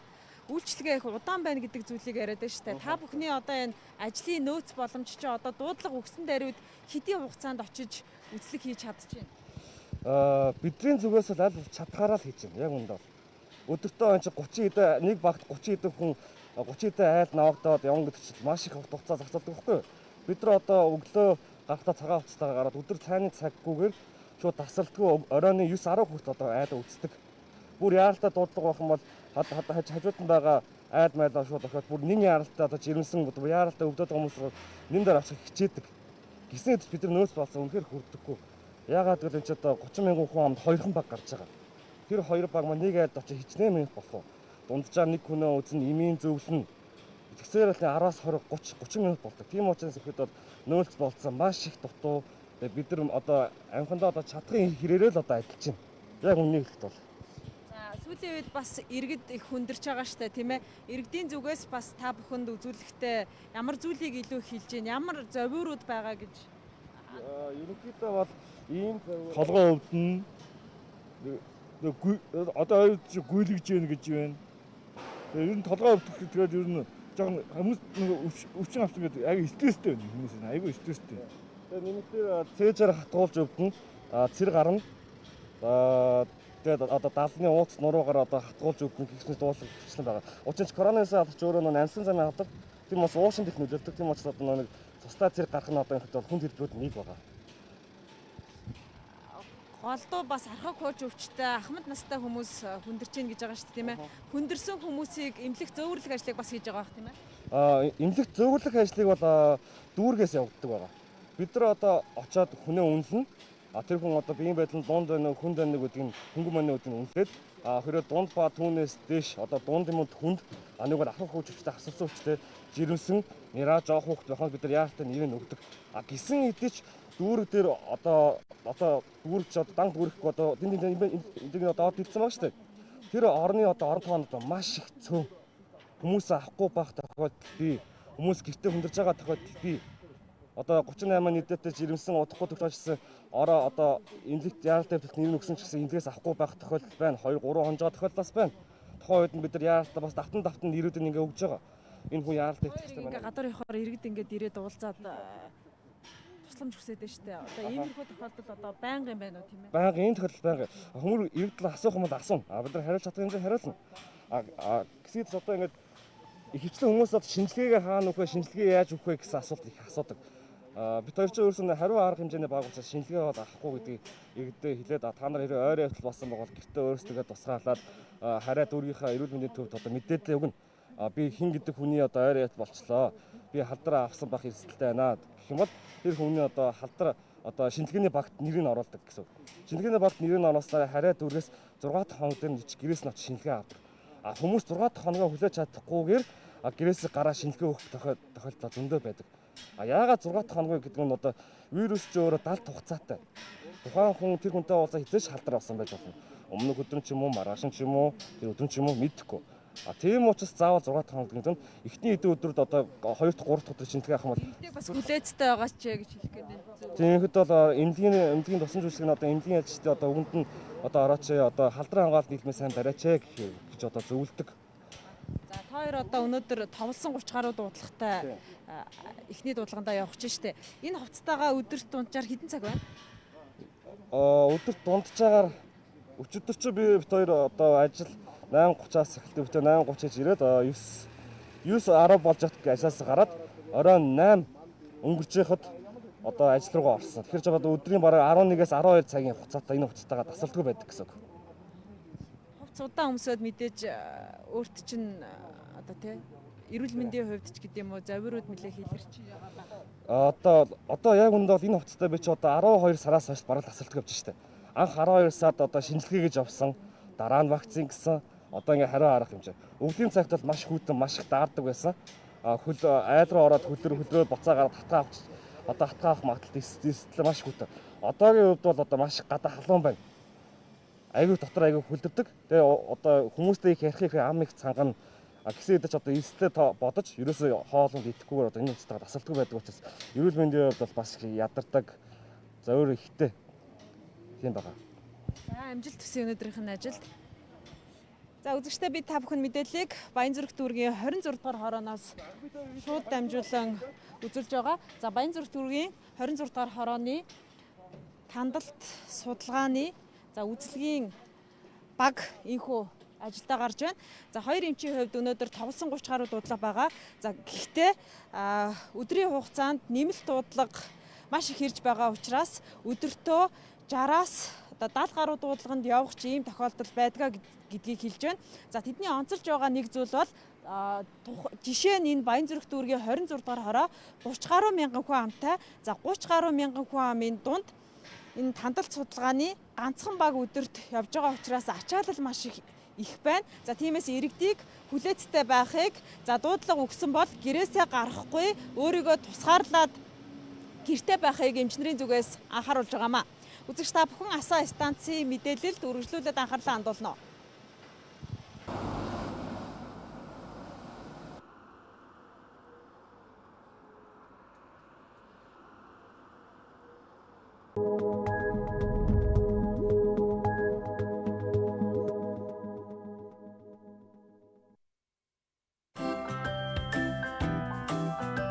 COVID-19 шинж тэмдэг ба зөвлөмж. Хэрвээ танд доорх шинж тэмдгүүд илэрч байвал халдвар авсан байх магадaltaй. Хуурай ханиалгах, хоолоо өвдөх, амт үнрээ алдах, толгоо өвдөх, хамар битүүрэх, шингэн нус гоожиж 38 хэм хүртэл халдварч байвал COVID-19 халдварыг хөнгөн хэлбэрээр өвчсөн байх магадaltaй. Энэ тохиолдолд та айц сандралгүй гэртээ өөрийгөө 10 хоног тусгаарлаж аль болох шингэн зүйлийг халуун бүлэглэнээр нь ууж эцэстэг сайтай хоол хүнс идэж маш сайн унтаж амрах хэрэгтэй. Хөнгөн дасгал хөдөлгөөн хийгээрэй. Шаардлагатай тохиолдолд халуун бууруулах, өвдөлт нандах зэрэг шинж тэмдгийн эмчилгээг хийнэ.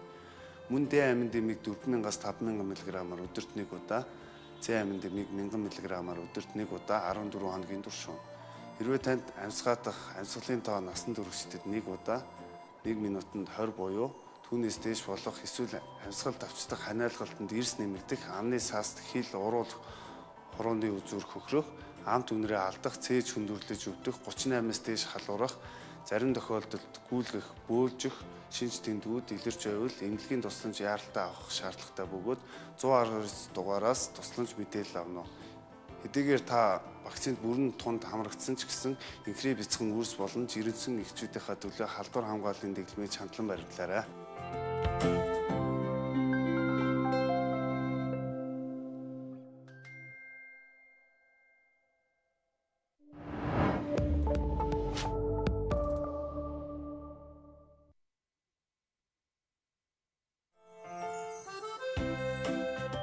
COVID-19 шинж тэмдэг ба зөвлөмж. Хэрвээ танд дараах шинж тэмдгүүд илэрч байвал халдвар авсан байх магадлалтай. Үүнд хуурай ханиалгах, хоолоо өвдөх, амт үнрээ алдах, толгоо өвдөх, хамар битүүрэх, шингэн нус гоожих, 38 хэм хүртэл халуурч байвал COVID-19 халдварын хөнгөн хэлбэрээр өвчлсөн байх магадлалтай. Энэ тохиолдолд та айд сандралгүй гэртээ өөрийгөө 10 хоног тусгаарлаж, аль болох шингэн зүйлийг халуун бүлээнээр ууж, илчлэг сайтай хоол хүнс идэж, маш сайн унтаж амрах хэрэгтэй. Мөн хөнгөн дасгал хөдөлгөөн хийгээрэй. Шаардлагатай тохиолдолд халуун бууруулах, өвдөлт намдах зэрэг шинж тэмдгийн эмчилгээг хийнэ. Мөн Д амин дэмийг 4000-аас 5000 мг-аар өдөрт 1 удаа, С амин дэмийг 1000 мг-аар өдөрт 1 удаа 14 хоногийн турш ууна.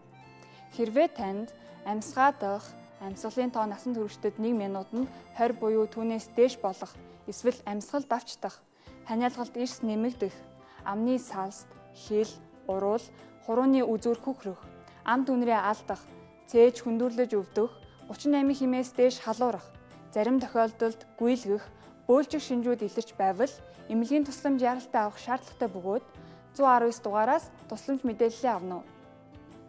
Хэдийгээр та вакцины бүрэн тунд хамрагдсан ч гэсэн инхри бяцхан өрс, жирэмсэн эхчүүдийн төлөө халдвар хамгааллын дэглэмээ чандлан баримтлаарай.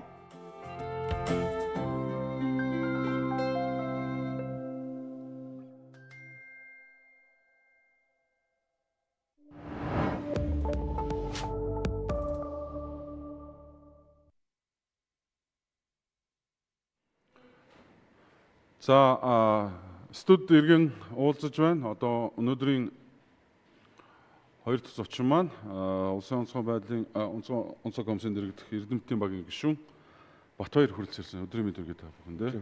Мөн надтай хамтарч явуулах Бямб гэрэл маань одоо удахгүй студ ирнэ. Тэгээд эртэл бас цагаан хэмнээд яриагаа эхлэе гэж бодож байна. За Эрдэмтдийн зөвлөл. Хүн болгоо ингээд эн чинь үлгэр домог шиг юм хараад хүлээгээд идэх. Ямар хүмүүс нь хийж байгаа, ямар одоо мэдээлэл маш хомс байна л да.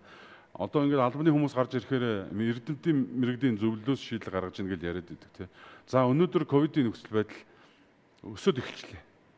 Одоо та бидний ярьжсэн Эрдэмтдийн зөвлөлөөс гарч ирсэн 6 сарын 15 билүү ерөнхийдөө буурна л 16-нд буурна гэсэн нэг тийм одоо салбарын чинь сайд гэж хэлсэн. Яагаад ингэж өсөд байна? За улсын хурлын улсын онцгой комиссийн дэргэдэх эрдэмтдийн зөвлөлд 10 гаруй эрдэмт ажиллаж байгаа. Энэ эрдэмтэд бол одоо хөсвүүдийн Тэмүүлэн доктор байна. Өчигдөр ярилцлаганд орсон Мандах наран доктор.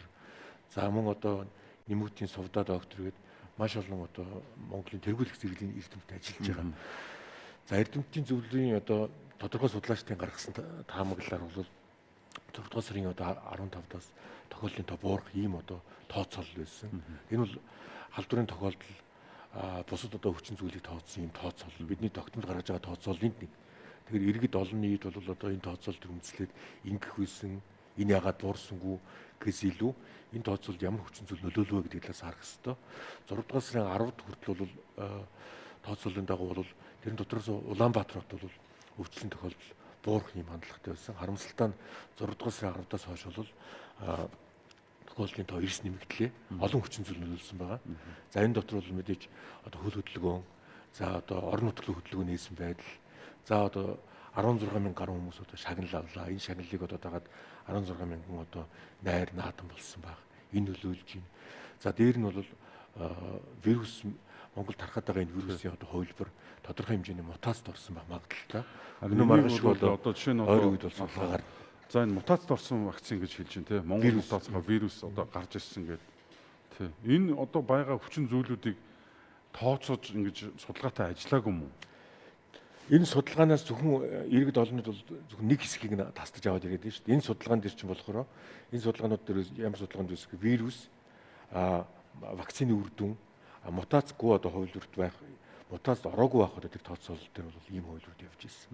Одоо тун ойрын үед бол өнөө маргаашгүй Монголд одоо тархаад байгаа вирусын одоо вирус төр хийсэн судалгааны дүнгууд гадаад дэлгэрсэн одоо сорьцын дүн гарна, дотоод хийж байгаа судалгааны үр дүн гарна.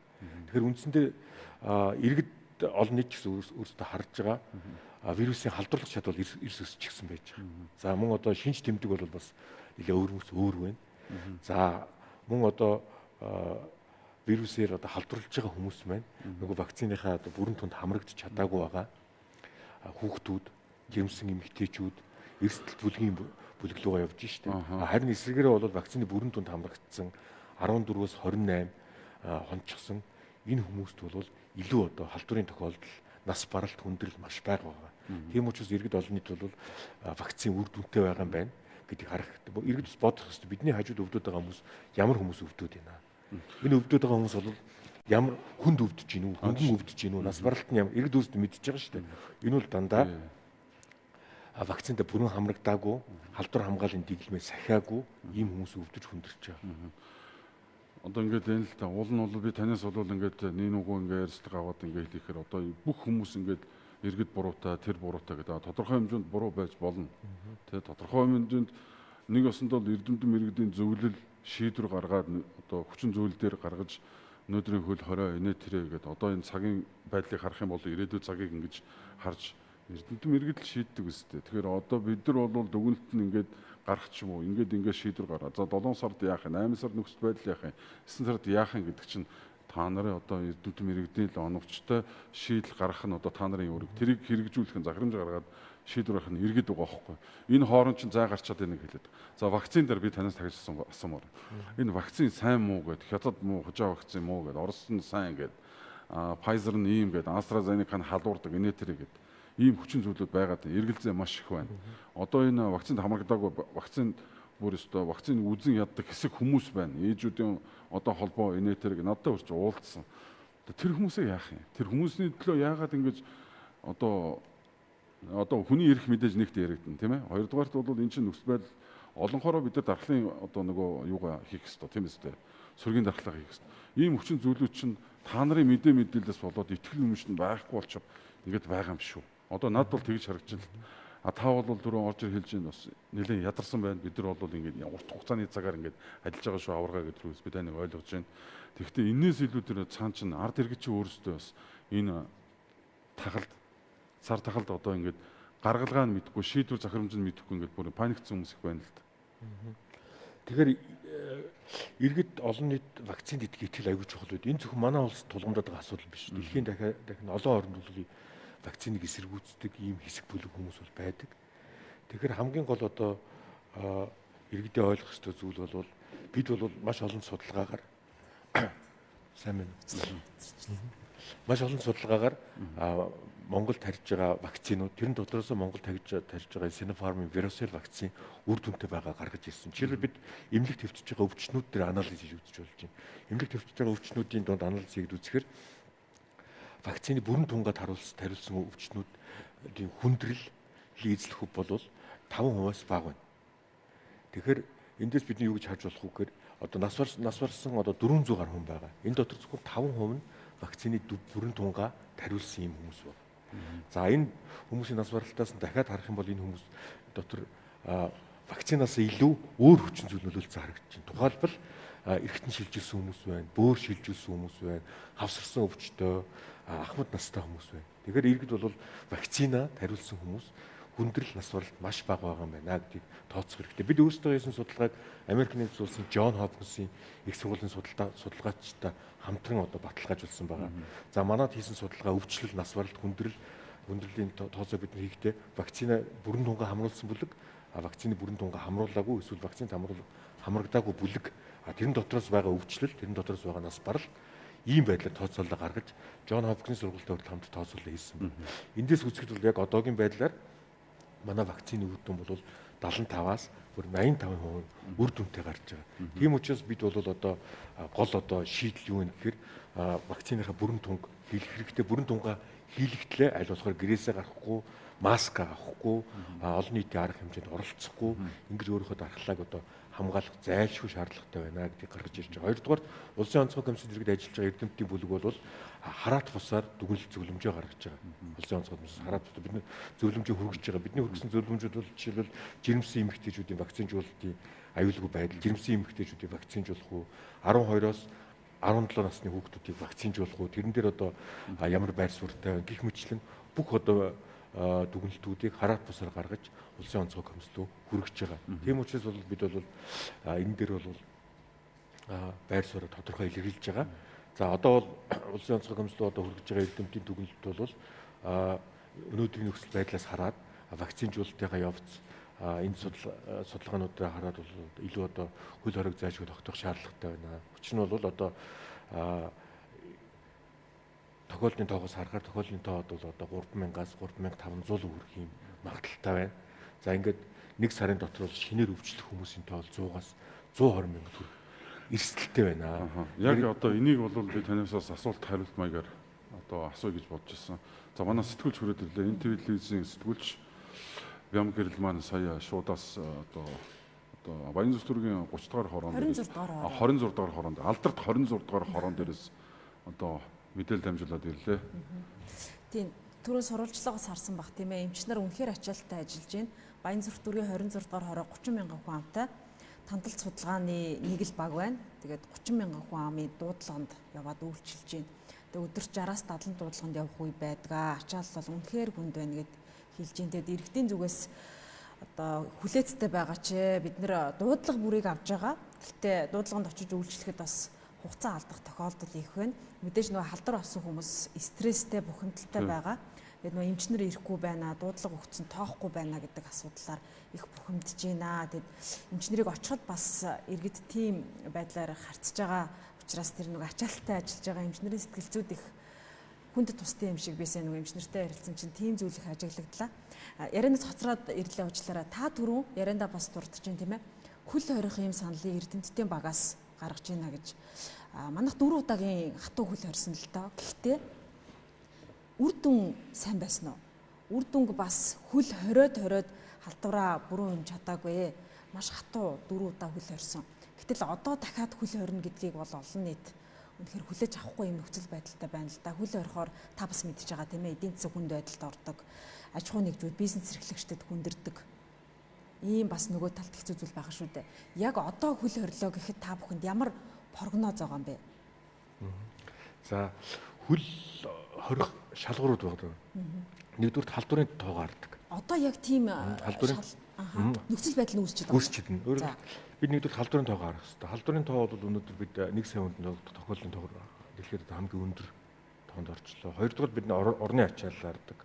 Орны ачаал бол хамгийн өндөр түвшинд хүрчлээ.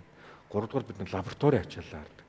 Лабораторийн ачаал бол одоо бас шинжилгээний тоо маш өндөр түвшинд байна. Хамгийн өндөр ачаалтай ажиллаж байна.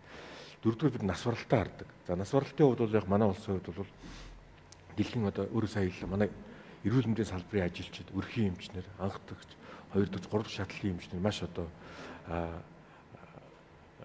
мундаг ажиллаж байна. Эмчнэр, совилогчнэр, тэнд байгаа одоо аж ахуйн ажилчид бүх хүмүүст бас талархал илэрхийлье. Нас баралтын түвшин бол яг бид бол харьцангуй бол одоо нөгөө вакциныхаа үр дүнгээс шалтгаалаад бид бол нас баралтыг бол тохиолдлын тоог тохиолдол дотор нас баралтаас харьцуулж ингэ тоож гаргадаг тооцоололтой. Энэ тооцоолол бол бидний бол нас баралтын түвшингээр бол дэлхийд одоо хамгийн бага орны тоонд орж байгаа. Тохиолдлын тоо хамгийн өндөр мөртлөө. Эргээд нөгөө вакцины өрнөлөө дээр нь миний сая хэлсэн энэ эрүүл мэндийн ажилчид, эмч совилогч нарын маань одоо маш хөдөлмөрийн үр дүн. За нас баралт даваагаа ч гэсэн дээр нь бидний одоо хүлээгдэж байгаа бас одоо нас баралтууд хүлээгдэж байгаа тохиолдлын тоо өсөх юм эрсдэл байна. Өөрөөр хэлбэл энэ хөл хөдөлгөөн бол одоо тасрал халдварын тоо эрс одоо нэмэх. Зөвхөн 7 дугаар сард одоо өвдөх, шинээр өвдөх. 6 дугаар сарын хагас 7 дугаар сард өвдөх хүний тоо бол 120-оос 120 мянгаас илүү одоо давах ийм тохиолдолтой байна. Тэгэхээр энийг дагаад бол энэ дотор байгаа эмзэг бүлгийнхэн, жирэмсэн эмэгтэйчүүд, хүүхдүүд, вакцины тунгаа хийлгээгүй хүмүүс, дархлаад баг тогтдог ахмад настангууд дээр нэмээд вакцины тунгаа хийлгсэн ч гэсэн байглаасаа хүн болгон ч генетик хувьд өөр шүү дээ. Тэгэхээр вирусын одоо халдварт өвдсөн ч гэсэн одоо вакцины маань өөрөө 79-оос 80% одоо үр дүнтэй байдаг учраас вакцины бүрэн түнд хамрагдсан одоо 20% мөн одоо өвдөх ийм эрсдэлтэй учраас бид одоо зайлшгүй одоо ийм арга хэмжээг авах шаардлагатай. Тэгээ вакцины хийлгэх гэдэг маань одоо бид одоо тэр хүнийг өвчлөл хүндрэлээс илүү одоо нас баралтаас сэргийлэх ийм одоо зорилготой ийм л одоо арга хэмжээгээд ирээд ойлгох хэрэгтэй. За уучлаарай. Хөл хорих юм бол энэ одоо өнөөдрийн тухайд 91 мянган хүн алдар болсон байна л да. Энэ тоо яаж буурах юм? Та хөл хорихгүй бол 120 гаруй мянгад 7 сард хүрэхээр байна гэдэг тоог сая хэллээ шүү дээ, тийм ээ. Засгийн газар бол хатуу хөл хорихгүй гэдэг байр суурийг удаа дараа ерөнхий сайд илэрхийлчихэд байгаа л та. Энэ тоон тооцооллыг асуумаар байна. Ягаад тэгэхээр Эрдэмтэд уг нь 6 сарын 15-нд халдварын тоо буурна гэж тооцоол гаргацсан байдаг. Одоо нөхцөл байдал өөр болчихлоо. Тэгэхээр Эрдэмтдийн тооцоолол нь ямар байгаа юм бэ? Тэр түр хэлсэн иргэд олон нийт бүх хүмүүс бас яг энэ дэр шүүмжил өрнүүлээд байна л. Бид тасралтгүй тооцооллыг хийж байгаа. Манай Эрдэмтдийн багт байгаа математикчид, тархар зүйчид энэ бидний хийж исэн өөрөөр хэл вакцины маань вакцинжуулалт мөн одоо манай улсад одоо хөл хөдөлгөөнтэй тооцсон мөн одоо мутацийн хувилбартай тооцсон хамгийн сайн хувилбар л байсан. Өөр бидний хийсэн тооцоолол дотор бол халдварын тохиолдол өсөх 7 дугаар сарын одоо сүүл хүртэл өсөх ийм тооцоолууд ч байгаа. Тэгэхээр зөвхөн нэг тооцоолыг нь тасдаж аваад бас ингээд нөгөө нэг олон нийтэд бол бас олон нийт шүүмжлээд байна л да. Хамгийн сайн тооцоол нь бол энэ тооцоол байсан. Харамсалтай нь бол иргэдийн хөл хөдөлгөөн нэмэгдчихлээ. мөн одоо манад тархаж байгаа одоо вирусын хувилбар мутацид орох одоо ийм одоо мутацид орсон байх одоо магадлал маш өндөр байна. Өөрөлд халдварлах чадвар маш өндөр болчлоо. Энэ бол бас нэг шалгуур гэж хэлж болно. Одоо ингээд дээ шүү дээ. Одоо ингээд ирсэн зочин ирсэн одоо хариуцлагын албан тушаалтан болгон дандаа юм тооны араас яриад тэг ингээд сайн сайхан болно гэдэг хүсэл тэмүүлэлтэй байна л да. Гэсэн хэдий боловч өчтөр уржигдраас ингээд асаа станц ингээд үйл ажиллагаа явуулж өдөр тутмын халдвар авсан хүний тоо дээр нь өвчлөөс хамааралтай нас сургалтын тоо өнөөдөр ингээд нэмэгдээл байна л да. Би энийг бол зүгээр хэрвээ байдаг бол энэ зүгээр эхлэл байвал яах вэ? Та нарын судалгаагаас төс өөр. За одоо та лон сарын одоо ингээд нэг юм тоо хамаагүй хэлж ярьж болохгүй байх нэр өмнөдөө бас энэ дээр бас ярихгүй цензурын асуудал яригдана. Жишээ нь одоо энэ зүгээр эхлэл байвал яах вэ? Хэдүүлээ 9 сарын 1 сая боловсролын сайд дээрээ дээр 9 сарын 1 хуулиараа ингээд сургууль соёлоо нэгээд ерөнхий ойлголтуудаа өгөөд байна. Сайн байна. Бид нар бусдаас нөгөө давгчгүй өвчин зүйл бид нар ингээд одоо ингээд дайрагдаад асуудал өндөрсөж штэ. Энэ эхлэл байвал та яах юм? Одоо бид нар танд итгэж байна. Одоо эрдэмтдийн зөвлөл гэж байгаа ингээд яриад яг үнэндээ бол эрдэмтдийн зөвлөлийн үгийг сонсон. Тэгвэл байнда онохгүй байна. Тэгвэл энэ мутацид орж байгаа бол эрдэмтдийн зөвлөлөө та нар шинэ арай нэг өөр яагаад гаднаас биш үү те? Энэ өмнөд хөрс чинь болохгүй ууханаас тэр гадны эмчний зөвлөгөө эдрийг аваад иж болдгоо юм. Би ерөөсө тэр гайхаад байгаа юм. Энд чинь дэлхийн нийтэд хамарсан Монгол зөвхөн ингэж байгаа юм биш байхгүй. Тэгвэл та нар гаднаас байгаа эрдэмтдийн зөвлөлөө оруулаад энэ өндөр прайд хайчил та тий яшиг штэ одоо болио л да. Тэгвэл тэр халуун цэг дээр одоо яг үзэж байсан тэр лаборатори шинжилгээ энийг хөрш улсынхаа хэмжээнд оруулж ирээд бид нар нэг баг оруулж ирээд хамтаа ажиллаж болдгоо юм уу? Би энийг илүү үр дүнтэй гэж байна. Би Монголын эрдэмтдийг муу гэж хэлээгүй. Тэгэхдээ илүү олон дэлхийн нийтээс орж ирсэн вирусологч тийм ээ одоо юу байдгийг тандан судалгаа хийж байгаа тэрийг ингээд шинэ хувилбар шинэ загварыг хийгээд эрдэмтдийнхээ нөхцөл байдлыг өөрчлөөд олон улсын хамтын ажиллагаа гэдгийг хэрэгжүүлж болдгоо юм уу? Манай эрдэмтдийн баг энэ чиглэлээр ажиллаж байгаа. Өөрөлдвөл одоо би бас өөр нарийн бичгийн даргаар нь ажилладаг. Тэгээ бид Джон Хопкинс их сургууль, Лондон School хайжны эрдэмтэд, заамаа Америкийн Техасын их сургуулийн одоо эрдэмтэд олон эрдэмтдтэй хамтарч ажиллаж судалгаа, дүгнэлт энэ дээрээ бол одоо санал бодлоо солилцож ингэж ажилладаг. Тэгэхээр энэ бол зөвхөн одоо манай дотоодын эрдэмтдийн одоо тооцоол биш, хамтарсан юм тооцоолууд явж байгаа. Биднэрт одоо улсын онцгой комиссоос ч гэсэн цаанаас өгж байгаа чиг нь гадны эрдэмтдтэй одоо хамтарч ажиллах юм чигүүд явж байгаа. Дэлхийн эрүүл мэндийн байгууллагын одоо холбогдох одоо бүсийн одоо эрдэмтэд мэрэгчлэнүүдтэй хамтарч ажиллаж байгаа. Ийм одоо байдал ажил. Халуун цэг чинь урдхан талч юм байна. Хятадын эрдэмтдтэй ч одоо биднээс хамтарч ажилладаг санал бодлоо солилцож байгаа ийм одоо хамтарч ажиллаж байгаа ийм одоо хэлбэрүүд бол байгаа. Тэгэхээр бол эрдэмтдийн баг бол зөвхөн одоо дотоодынхаа хэмжээнд ажиллаж байна гэсэн шүүмжлэг бол хүлээж авах боломжгүй байна. Одоо бас иргэдийн хүлээж байгаа зүйл сүргийн дархлаа Монгол улсад хизээ тогтох юм бэ? Сүргийн дархлаа 70% дээш тогтчвол халдвар буурнаа гэдэг дэлхийн улс орн ч гэсэн ийм жишээнүүд маш их байна л та. Монголд хизээ сүргийн дархлаа тогтохын тооцоол гарсан байна. За сүргийн дархлаа тогтолцооны тооцоог бол гаргахдаа бид бол нөгөө нийт вакцин одоо хийлгэсэн хүн амдаа биш нийт хүн амдаа авч үздэг. Тэгэхээр манай улсын хүн амын чинь 3-ны 1 нь бол одоо 17-оос доош насны хүүхдүүд байж байгаа. За 3-ны 1 нь хамрагдаагүй байх гэсэн үг. За нийт одоо вакцинд хамрагдах ёстой 17-оос дээш насны насанд хүрсэн одоо 2 сая орчим хүн байна.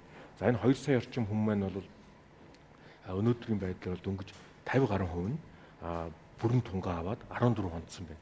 Тэгэхээр эндээс бид юу гэж үзэх вэ гэхээр 3 сая гаруй хүний маань зөвхөн 1 сая гаруй нь бол одоо бүрэн одоо хамгаалагдсан. Өнөөгөр л 2 сая хүн бол бүрэн хамгаалагдаагүй байна гэж тооцож болно. Тэгэхээр бид нэр одоо сүргийн дархлаа тогтно гэдэг маань энэ 3 сая хүний маань 2 сая гарна нь бол одоо вакциныхаа бүрэн тунд хамрагдсан.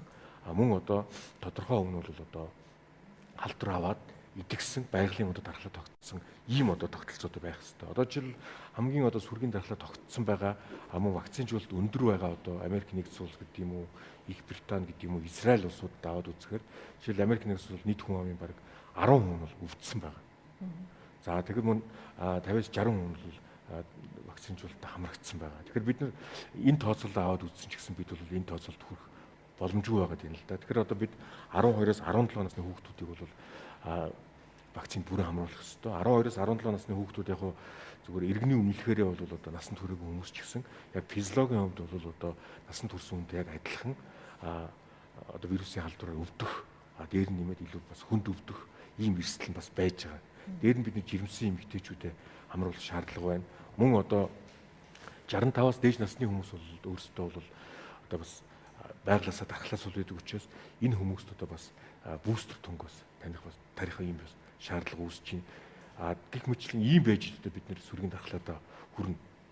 Бустер тун гэж ямар тун вэ? Бустер тун гэдэг нь одоо бид вакциныхаа одоо тун дээр 2 дахь тун дээр нэмээд одоо бус улс орнууд 3 дахь тунгийн асуу зөвхөн одоо Монгол биш бус улс орнууд ийм судалгааг хийж байна.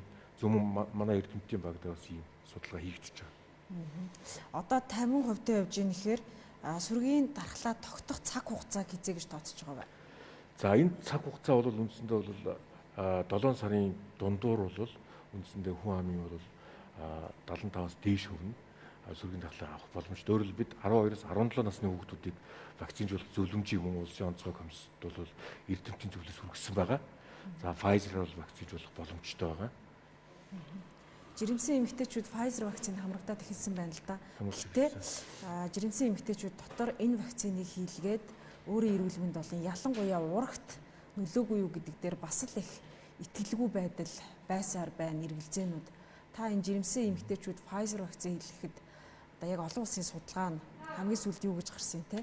За энэ дээр бол илүү олон судалгаа байгаа шүү дээ. Америк нэгдсэн улсад хийгдсэн маш олон судалгаа байгаа. Эрдэмтдийн одоо багийн зүгээс энэ судалгаатай холбоотойгоор бол дүгнэлт зөвлөмж юм уу улсын онцгой комисс түргэсэн байгаа. Өөрөөр хэлбэл жирэмсний эрт үед болон жирэмсний одоо дунд үед, хожим үед өхөл эмэгтэйчүүд Pfizer вакциныг бол тариулахад урагд болон ихэд одоо эмэгтэйчүүдийн эрүүл мэндэд сөрөг нөлөөгүй байна гэсэн тооцоо судалгааг бол Америк нэгдсэн улсад хийсэн олон судалгаагаар нотлогдсон учраас бид бол Pfizer вакцинаар хийлгэхэд бол эрсдэлгүй гэсэн зөвлөмжөө хөрвүүлсэн байгаа. Дээр нэмээд эрүүл мэндийн яам дээр ажилдаг их барих эмэгтэйчүүд жирэмсэн чиглэлийн ажилтдаг ийм эрдмийн бас хараат бус салбар зөвлөл байгаа. Тэр зөвлөл мөн одоо зөвлөмжөө хөргөсөн байдаг. Энэ дэр үндэслэж бол шийдвүүд гардаг байна. Жирэмсэн эмэгтэйчүүд хүндрээд байгаагийн шалтгаан юу байна вэ? За жирэмсэн эмэгтэйчүүд вакцин хийлгээг байгаа жирэмсэн эмэгтэйчүүд хүндрээд байгаа шалтгаан бол одоо бас олон хүчин зүйл байгаа. Хамгийн энгийн шалтгаан гэвэл жирэмсэн эмэгтэй хүн бол одоо жирэмсэн одоо үед бол жирэмсэн эмэгтэйг өрц өргөддөг. Өрц өргөцсөнтэй холбоотойгоор уушгинд гагааржуулалт бол буурсан байдаг. Тийм учраас вирусын болон сүрээгийн савханцрын гэх юм уу маш олон халдварт бол өртөмтгий болсон байдаг. За тэг энэ шалтгаанаас хамаарат богино хугацаанд бол жирэмсэн эмэгтэйчүүд хүндрэх эрсдэлтэй байдаг. Тийм учраас бид жирэмсэн эмэгт вакцинд хамрагдаагүй жирэмсэн эмэгтэйчүүд 65-аас дээш насны одоо насанд хүрсэн хүмүүс 17-оос дээш насны хүүхдүүдийг гэрээсээ гарахгүй байх, маска хийжээж гэр орондоо ч олон нийтийн газарч маска авахгүй байх, гэрээсээ гарахгүй байх ийм зөвлөмжийг бол бид нэр хөргүүлсэн байна. Өвдөд идэгсэн хүмүүс 6 сар дархлаатай байна гэдэг ийм нийтлэг ойлголттой. Олон улсын судалгаач бас энэ чиглэлд байх шиг байна. Монголд одоо энэ өвдөд идэгсэн хүмүүстээр судалгаа хийж гинөө хэр хугацаанд ийм дархлаатай байх вэ? За энэ вирусын дархлаа буюу одоо вакцин хийлгэсний дараагаар дархлааны тэр одоо антибиотик хүний цуснд хэдийн хугацаагаар байх вэ гэдэг нь өөрөө бас л одоо эрдэмтдийн маргаантай асуудал. 6 сарын асуудал ярьж байна, 1 жил, 2 жил энэ асуудал ярьж байна. Дахиад нөгөө тухайн хүний бас дархлааны онцлогоос хамаардаг. За өвдөд идэгсэн хүмүүсийн хувьд ч гэсэн адилхан одоо дархлаа бол вакцины дархлаатай адилхан тогтно. Тэгвэл бол эрдэмтэд юу гэж үзэж байгаа гэхээр өвдөд идсэн хүний дархлаа бол вакцин буюу одоо зохиомлоор үүсгэсэн дархлаанаас сул байна гэж үзэж байгаа. Ийм учраас бол эрдэмтдийн зөвлөлөөс бол хүргэсэн зөвлөмжийн дагуу өвдөд идэгсэн хүмүүс бол вакцины 2 тунгаа зайлшгүй тариулах шаардлагатай гэсэн ийм зөвлөмжийг хөрвүүлсэн байна. Вакцин дээр сайн муу гэж яриад байна л да. Энийг одоо би одоо тувт ярьдаг, тувт хэлдэг.